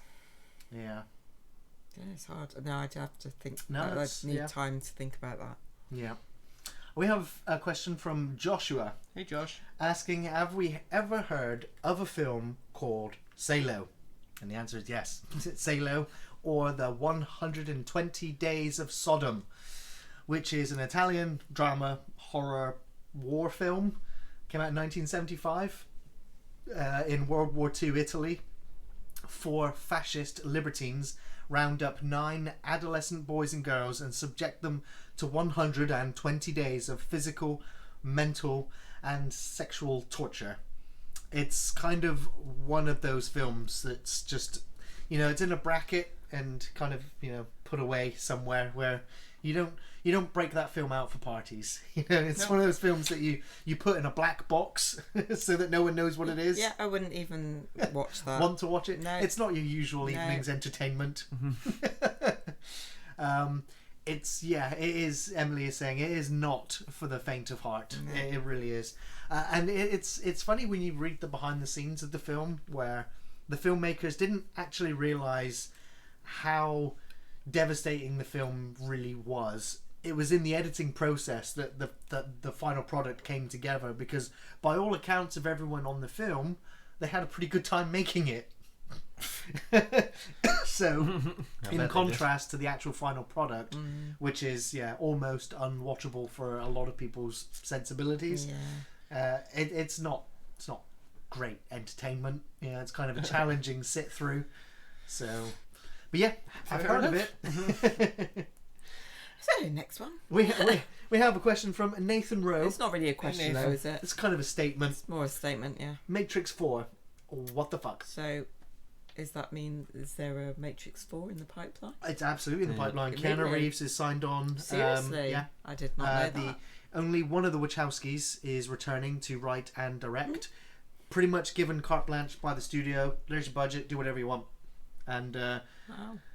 and it's going to be an actual continuation of Matrix 4. And so there's no other information yet. So except lots of people rehashing, Keanu Reeves, black trench coat, shades, cool music. But a good thing about the Matrix was the new things it was trying out, the new effects. Yeah. I'm at a point where I'm like, what can you really amaze audiences with now? The wow factor, yeah. Yeah, I mean, the 3D in Avatar sort of made a lot of heads turn. But apart from that... Yeah.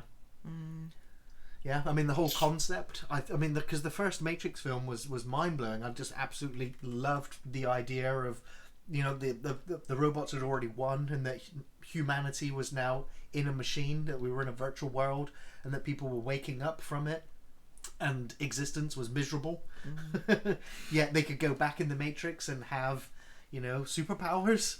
And yet some people, you know, and then the whole mythology of there being the one, the true hero that would wake up humanity. It's just great. It's just that the sequels, they had no time to write a proper script. So it was just, let's just have big fight sequences and special effects and chase moments, and just, they lost the characters. They just became martial arts sprites on the screen. You know, some of the CGI was awful. Granted, you know, the second film's highway chase sequence is still good to watch, still impressive to watch. No, that's amazing. But, you know, but then you get to the ending where he sat there with the architect, and it's just like, you what now? I need to go and watch 10 different explanation videos as to what the hell that conversation was about, because it didn't really make sense. No. It was convoluted because they didn't actually have anything to say. So I really hope with the Matrix 4 they get it right, that they actually have a story that'll actually work. I saw a question from Emily Green. Would you do a silent film? Yeah, I saw that one. Yeah. A silent movie. A silent Review movie. a silent movie. Yeah. Review. Yeah, I mean, it's if it's a Patreon request, we'll pretty much review it. So there's, you know, we get lots of random requests, but if you donate to the channel, we will definitely add it to the list, and we will do it. There was one I really loved. It was a Salvador Dali film.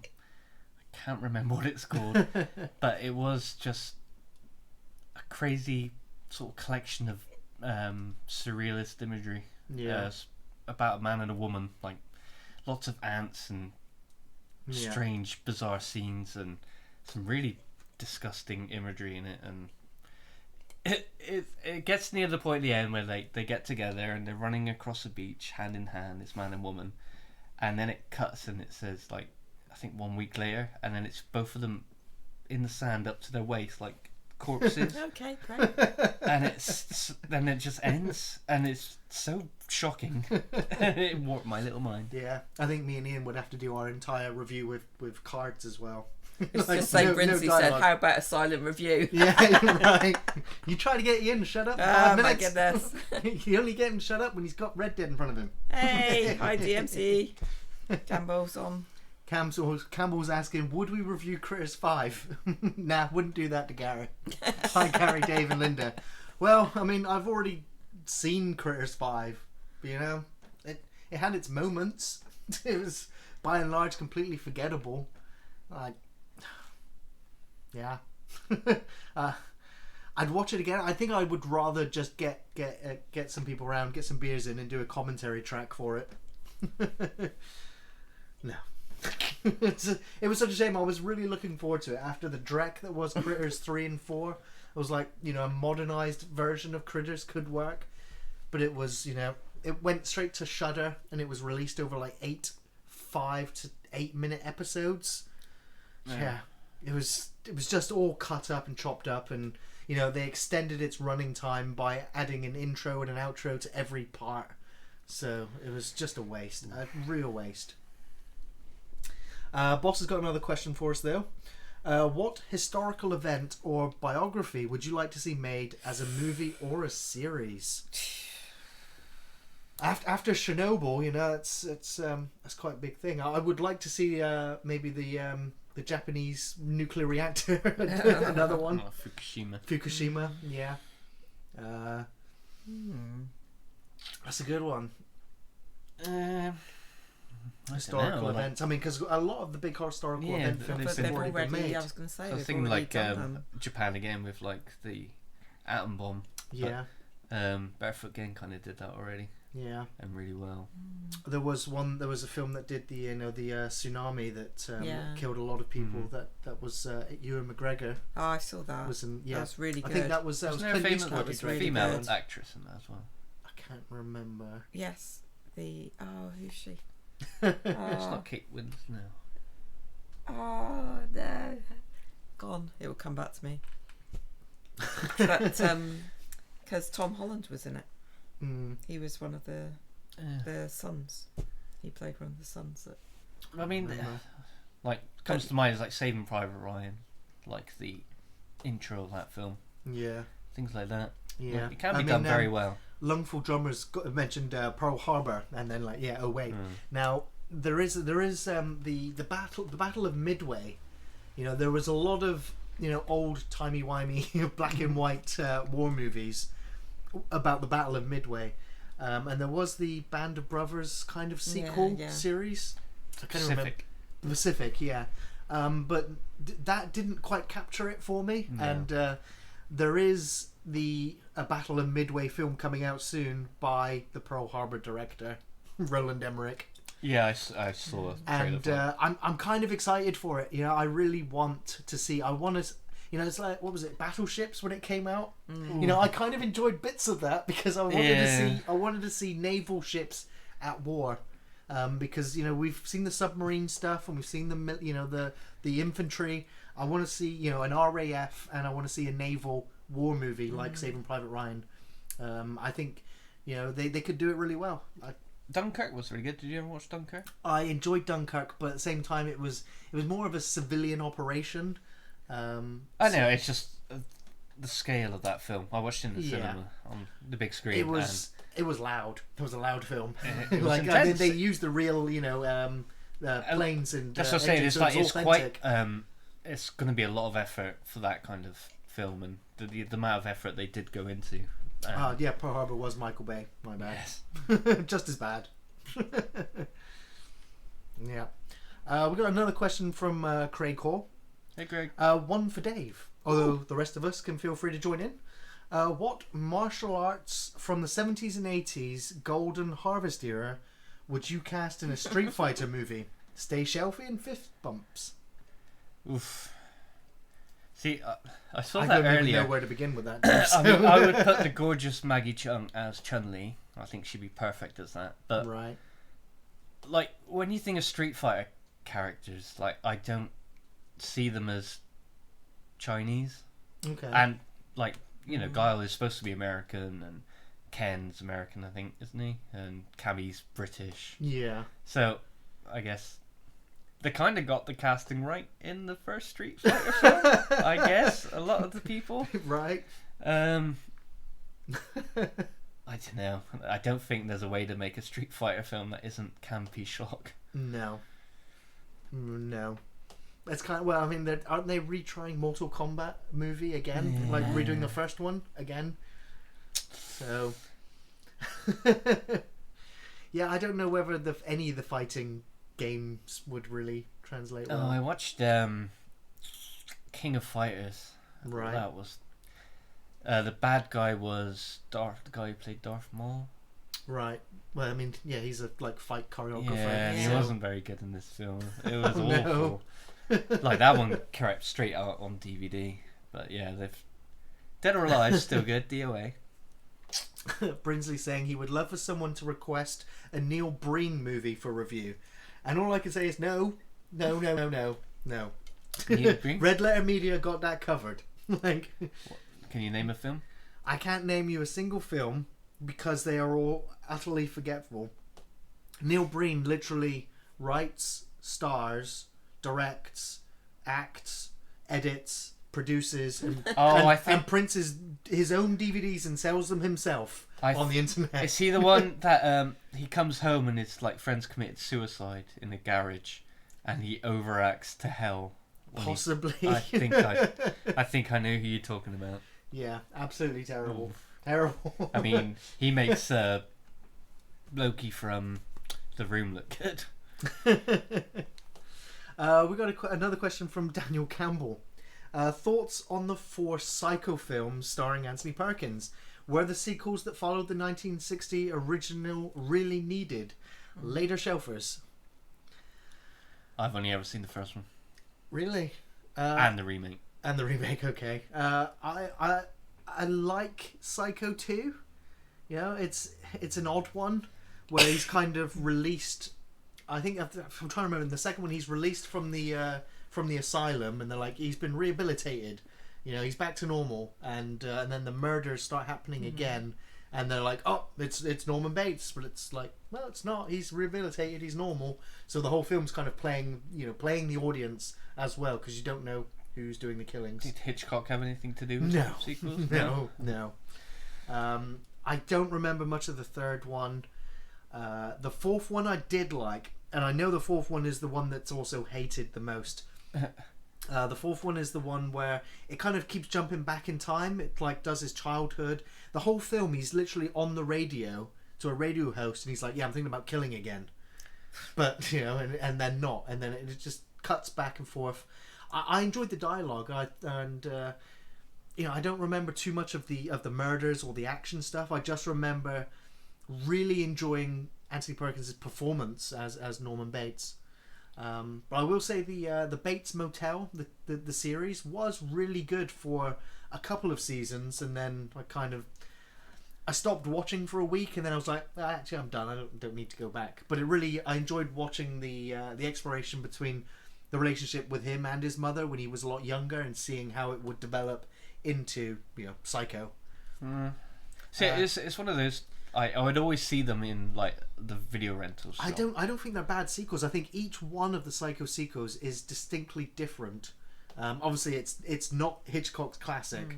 He set an example on how to make films.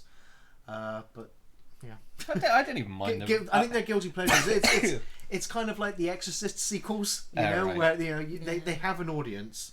They're not great, but they are interesting films. See, I don't even mind the remake. I know most people hate the remake, but it has Anne Heche's butthole when she falls over in the bath. But I mean, it's pretty much scene for scene, and the original film is still very watchable to this day. David Vines is saying Psycho 2 was underrated. Psycho 3 was okay, and Psycho 4 sucked. I know. I've never spoken to anyone that's enjoyed Psycho 4. Still, I enjoy it. We got a question from Mongo. Hey, Mongo. Which film do you enjoy the most, Seven or Fight Club? I'm going to say Fight Club. Fight Club. Yeah, Easily, Fight Club. Seven is a miserable experience. Yeah. And it just gets worse It's every depressing time. and sad. I watched it when it first came on TV. It's a good and film. But Yeah, it is. It really is. I didn't get Seven when I first watched it. I think I was a bit too young and just Which film? wasn't a Seven. Yeah. But Fight Club came out the right time for me, Yeah. Disenfranchised youth male thing. Yeah, I mean, the themes are usually frowned upon these days, or it's just like, oh, that film's a bit too risque. Yeah, or up its own ass. Yeah. But at the time, that was perfect for me. But it has the style, it has a cool twist, has some great acting. Yeah. It has a level of escapism. I haven't seen Seven for years. I watched it recently. It's it holds up. Good. It holds up. Good The film. acting, the camera. I mean, it's David Fincher, and Morgan Freeman, Brad Pitt. We love He Brad shall not be Pitt. named. Yeah. What's in the box?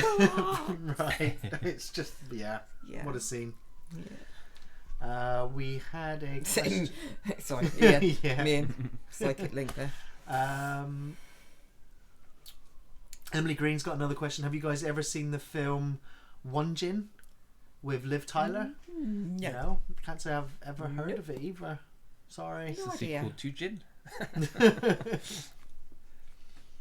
Brinsley says Seven is miserable and he loves it. Yeah, that's fine. Yeah, so is Salo, miserable and horrible. No. I would say, Alien 3 is probably my favourite Fincher film still, even though he completely disowned it. I still love Alien 3. Yeah.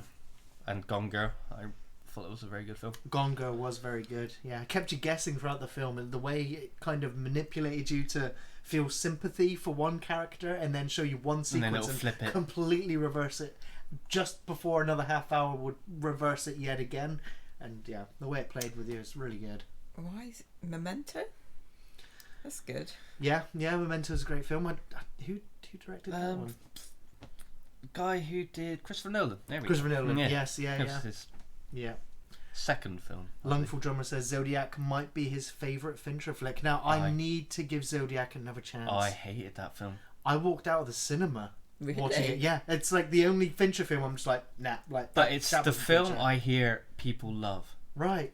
Everybody's like, Zodiac's amazing. I didn't get it. Like, why? It's like it didn't have a. It was just like, is this the killer? No. No. Well, it was the fact that obviously, spoilers, they never caught the Zodiac killer ever. So like, the whole film is leading to no resolution. Yeah. Who was the star in that film? It was that Iron Man and Downey Jr. and Magneto, Mysterio. Is it Jake Gyllenhaal? Jake Gyllenhaal. Yeah. Yeah. I just Early MCU. I just didn't get it. I distinctly remember. I will not forget the opening to Zodiac because it felt like I'd actually watched a couple get murdered for real at the beginning of the film. Because I don't remember there being any music. I just remember a couple and and the killer coming up with a knife and just stabbing them, and the sound effects of the knife going into the bodies, their screams, the camera work. And then the way the camera just pulls back afterwards, it was like, did I just witness a murder? It's like the way it was captured was fantastic, and that's probably one of the reasons why Mindhunter is also so good.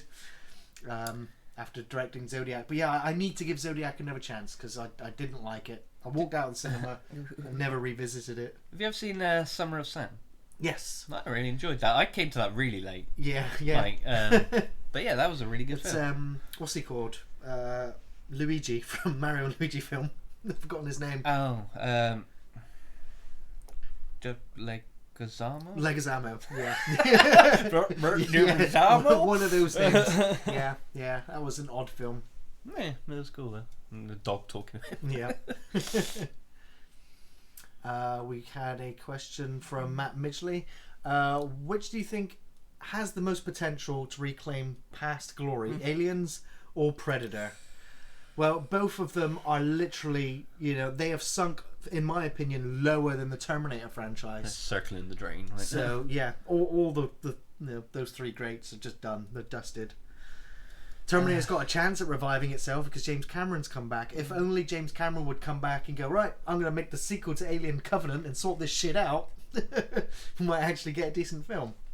But, I think Alien will only work if it's pretty much a remake of one of the great films they've already made, and then it's kind of even like, then, what's though, the that wouldn't. point? I don't think that would work. I still think Neil Blomkamp's idea for, like what they're doing with Terminator is going, ignore everything past 2, so Terminator 1, Terminator 2, Terminator Dark Fate, Alien, Aliens, Neil Blomkamp's Alien 3. I think they could do it. Because Alien 3, you're not going to take that away from me. It's one of the most bleak and depressing horror movies ever made. I absolutely love it. But it led into Alien Resurrection, which just, from there, the franchise just derailed and it's never really recovered. So you could do an Aliens 3, and it could be a quasi-remake of Aliens, because I've said it several times, we want colonial marines, we want an interesting setting, and we want the xenomorph ripping people to shreds. Yeah, now, it's like, I don't want Ripley back.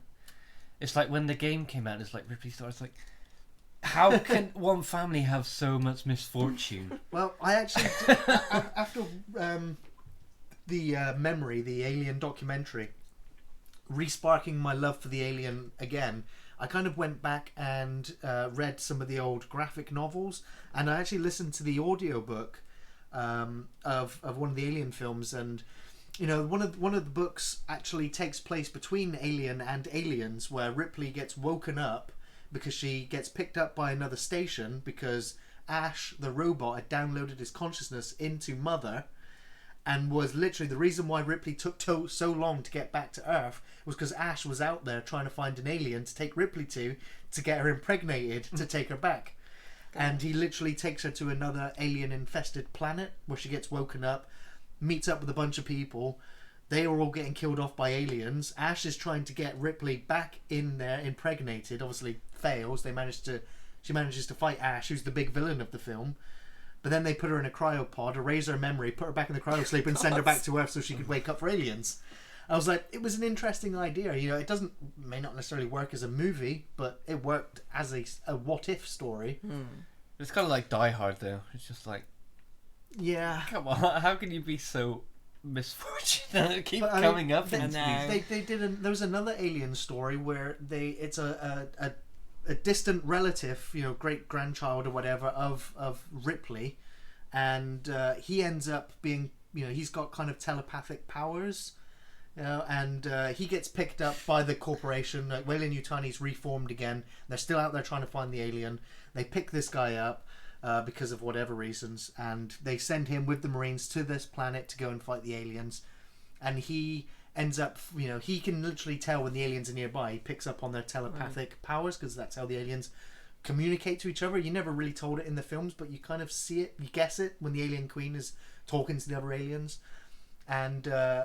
And that's, you know, and basically the aliens target him because they sense that he's a descendant of Ripley. Right. And, you know, the aliens kind of imprint this hatred in their genetics about those that would wipe them out. Like, it's interesting ideas. But, like, I think Aliens and Alien 3 work so good as sequels because they're quite simple. Yeah. Like, Ripley's got to go back with the Marines, and then it's fuck, we can't get back to the ship until certain time. The thing's gonna blow up and we're full of aliens. Alien 3 is right, she's pregnant, but you're in a prison colony with no weapons and one of those things is out there. Yeah. And it's simple and it's horrifying. And that really works. Yeah. So I mean, but then like Covenant and Prometheus just went convoluted. Batshit stupid. I think so. I think the Alien universe is ripe for exploration without Ripley. They're a great monster. Yeah, it is a great monster, and it's just been. I don't think the audience is sick of it. I don't. You know, I think Ridley Scott was like, "Yeah, I'm done with the Alien. Don't need to see the Alien anymore." I don't think that's the case. I think it needs to be handled right. Yeah, just go off in a totally different. But everybody got excited because, you know, Prometheus is like it's a prequel to it, and so everybody thought aliens. Yeah. Right. And then Alien Covenant. It's just like no. We done fucked up. We got a question from McDillbot. I've been drinking. I'm sorry. Okay, I've got another question. What is your deepest, darkest movie guilty pleasure that you don't ever admit to anybody? That's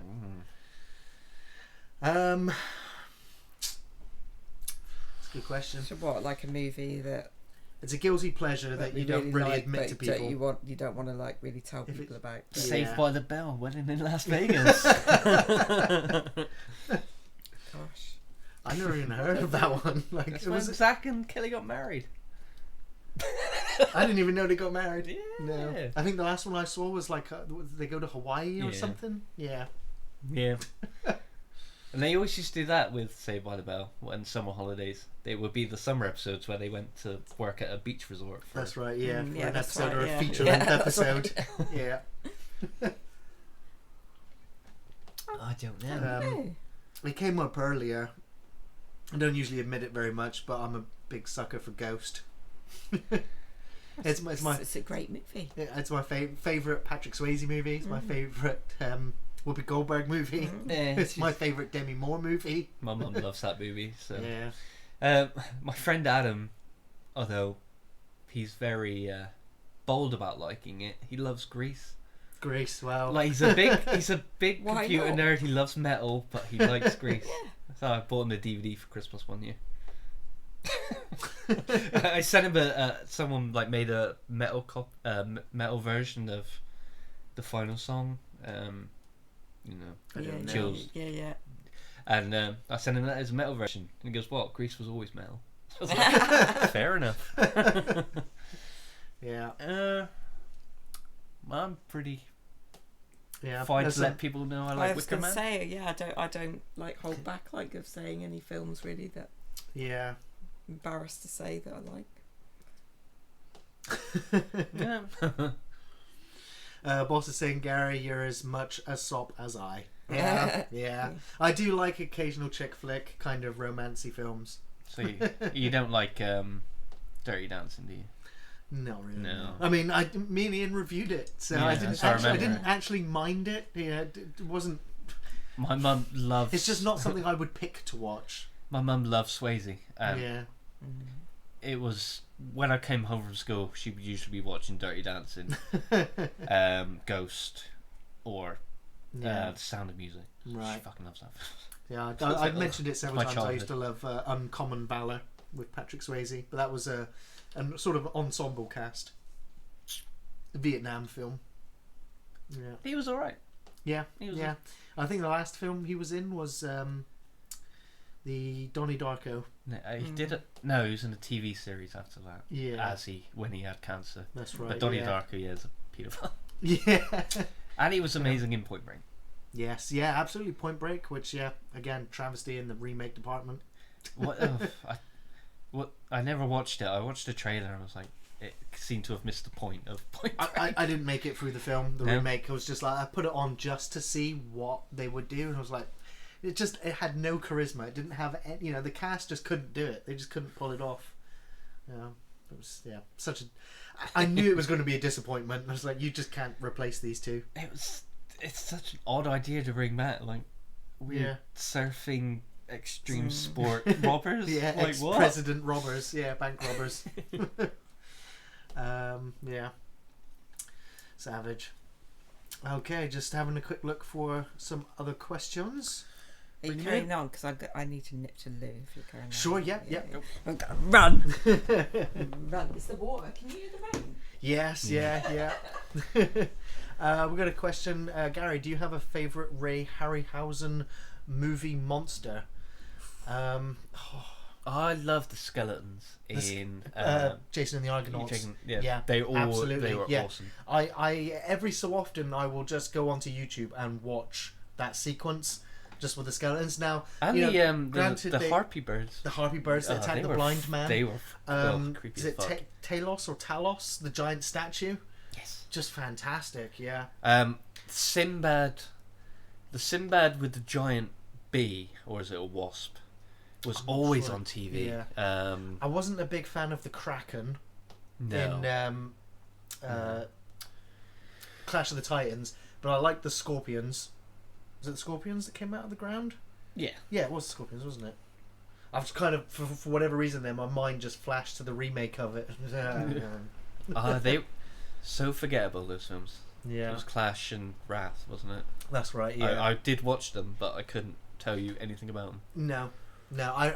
I just remember getting really upset when I saw the old golden owl prop from the original film just in the trash. It was just like, no, no. That's pretty much said it all. Yeah, that's how they felt. Lungful Drummer saying, David, are you hyped for a Jay and Silent Bob reboot? I read that as Jay and Boob. Jay and Boob reboot. I saw the trailer and I really liked it. And then he released a clip recently, and I wasn't that fussed about the clip. I can't remember what the clip was, but I just saw Jason Mewes' Method to the Madness. Yeah, I watched. Film. Did you watch it? I watched that. Yeah, that was awful. That was really awful. And the only thing I liked was I was going to say Ving Rhames, Football Man. Danny Trejo. No, was not Danny in Trejo. it. He was. Danny Trejo was in it. It was cross-dressing. Fall back into the chair. What are you talking about? the guy Vinnie Jones. Vinnie Jones. Vinnie Yeah, Jones. yeah. Yeah, he was When- quite.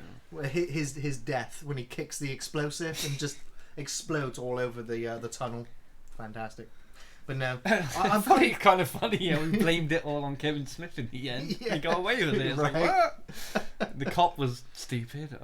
Yeah, it was interesting. It was what I call stock footage. The movie.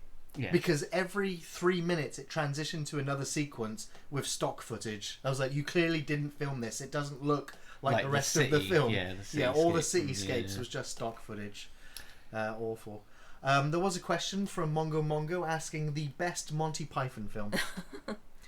For me, it's always going to be The Holy Grail. Holy Grail. Holy Yeah, Grail. obviously. There's so Yeah. many great moments. The Oh. crossing the bridge, the witch trials, Yeah. the rabbit, the killer rabbit. Mine's. I can never decide between Meaning of Life or Life of Brian. Wow. I like both of those really much. Mm. Yeah. Yeah, I guess it was when I watched them. They've always sort of had a special place. Yeah. Holy Grail's great. Obviously. Have you done the Steve Martin one? The Steve Martin one. Yandinut? What's your favourite Steve Martin film? Oh, it's always going to be Planes, Trains and Automobiles. Yeah, Jan Donat, favourite Steve Martin film. Yeah. I like the man with Two Brains. Yeah. I always the one that was there. I always go man with the screaming brain. I'm like, no, that's the man Bruce with Campbell two one. brains. Man with the two brains. Yeah. Love that. Yeah. And I do love all the the soppy ones. Parent I suppose Trap. your guilt, the guilt, Yeah. the parent, the Parenthood. parenthood. Yes. That's it. Yeah, I like those as well. Your guilty pleasures. Definitely those ones. Yeah, Bowfinger was fun with Eddie Murphy. That was the. I always like filmmaking films where you see sort of the behind the scenes stuff. Mm. Yeah. Lungful Drummer's wondering if we'll ever get a Python biopic. Ooh. Yeah. That would be great. That would be great. I don't know if you guys can hear this, but the downpour of rain. The rain outside at the moment, it is like torrential. Yeah. We Unbelievable. Yellow warning for floods. We are. Oh my Yeah. god. Maybe I won't be doing Pretty Muddy tomorrow. That's because when maybe you said that. That's what I thought. it's going to be actually. Pretty horrific. It's not just going to be mud, it's going to be sewage and whatever Oh else my has god. been washed up. It'd be a 5k swim. Yeah. Oh no. God. Pee breaks. Yeah. We had to have pee breaks. It's the water. I tell you, it's the rain. It's that sound. Can't rain all the time. No, Matt, it can't. And Emily, yes, I agree, it is much better than a heat wave. No. I can't stand the heat. I love the heat. Gary, for Michael Udale, Gary, do you know the film With Nail and I? Yes. I'm trying to remember Actors in it. the actors in it. It's Richard. No. No. Grant. Richard Grant. I have seen it. Yes. Richard Grant. It is Richard Grant. Yeah. Yeah. Oh, I haven't seen it in a very, No, very, really very long time. They don't make films like that no. Yeah, Richard Richard E. E. Grant. There That's you go. it. Richard E. Thank you. There we go. It's that E. Missing the E bit. Oh dear. And Paul McGann. That's it. Yeah. Yeah. You were talking about Steve Martin. Yeah. What was Yeah, your we were favourite? saying favourite Steve Martin film. Yeah, I was the same as yours. Yeah. Planes, Trains, and Automobiles. Is there It's any- because of John Candy as well. Yeah, that Mm. film's so special. Yeah. And it's not too over the top. It's just so great, bouncing off each other. Exactly. And it's a fun little story. It's my favourite road trip film. It Was just Is that the Home Alone director?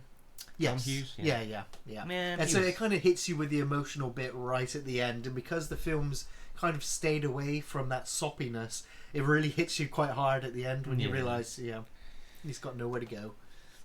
Aw. Yeah. Another question from Mongo. Reanimator trilogy. What is your opinion on them? First film is brilliant. I love Yeah. the first one. I don't remember much of the sequel. I think 2 and 3 have kind of melded together in my mind. I love the actor, and his name escapes me. That first film's really good. It is, It yeah. is really good. They got worse as they went on. There was Yeah. one when he was in a prison. Yeah. I didn't like that one. No, I think they could probably remake Reanimator. They could probably do that. The team that did that, did they also, were they the ones that did the Return of the Living Dead and all? They had a few films. I think because Dan O'Bannon was the Return of Yeah. the Living Dead as well. Yeah, So- must be. There is Yeah. some sort of tie. Have you got a drip? I've always said that. Yeah, I have always said that I live in the Fight Club house because I've got a great gaping hole in the kitchen. I've got massive flooding and cracks appearing. The off-the-shelf studio is flooding and is falling apart Oh. day by It's day. very disconcerting. difficult. Well, I think it might be time just to answer one more question, so we can Send them in. There you go. Let's look, Bodge. Last question. Last question from Boz. Your favourite fighting style you like to see in movies? Best martial arts movie for you? Sans gunplay. Snake Style from Snake and Eagle Shadow. Very good. Awesome. And Drunken Master. I was going to say, I'm always fascinated by Drunken Master fighting style. I just, I've only ever seen it. I've seen it in maybe a couple of films, but it was a Mortal Kombat character or a Tekken character that did. There's a Dead or Alive one, and Lee from Lei Hulong. Lei Hulong Yeah. from Tekken. You could change into that style. Yes, yeah. So I've always fascinated by that because it just kind of looks sloppy, but at the same time precise. The original, it's unpredictable as well. The original Drunken Master, when he's teaching them, is like you got to learn from all the drunken gods, and like there's a lady one who's very she dances about when she's drunk, but she's very deadly and stuff. But it was like he made up all these different routines, and it was very impressive. That film. What was it? Favorite martial arts film? Feng Sayuk. Feng Sayuk. I'm gonna make you review that one day. Very good. Yeah, we'll get you in, Dave, to review it because I love that film. Even I don't Quentin Tarantino loves it as well. Yeah. Like, but nobody much knows it. I'm way out of my element when it comes to martial arts movies because I'm like, yeah, blood sport, and everyone goes, it's not a martial arts movie. I'm like, when they punch and kick each other. Yeah, I like them. I like the martial arts in Matrix. They punch and kick each other with style. With style. I really liked The Raid, I thought that was brutal fighting. But yeah, I always feel like I don't know. I don't know shit about martial arts movies. Because talk for hours. That's your but if nobody knows what I'm talking about, just rattling off names. It's when I get you in and you're going to talk about martial arts movies, I'm like, I've got to try and source the film material for films you're talking about when I can't even spell the title.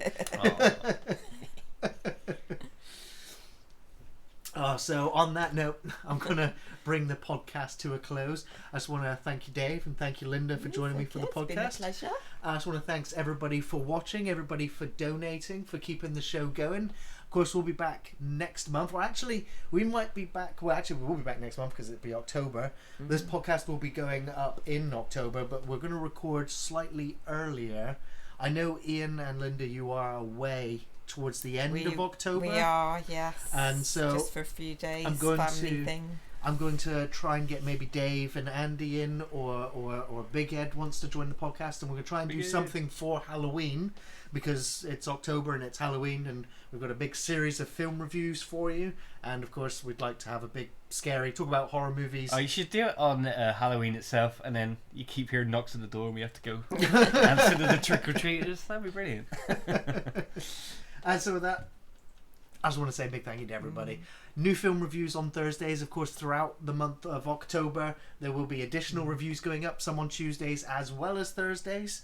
And, of course, Gaming Fridays on Fridays. Ian, at the moment, is planning to stream Monday, Tuesday and Wednesday, playing Red Dead Redemption before Doom comes out. And, of course, you can find us on Facebook, on Twitter and on Patreon. Thanks for watching, everyone. We'll catch you soon. Stay dry.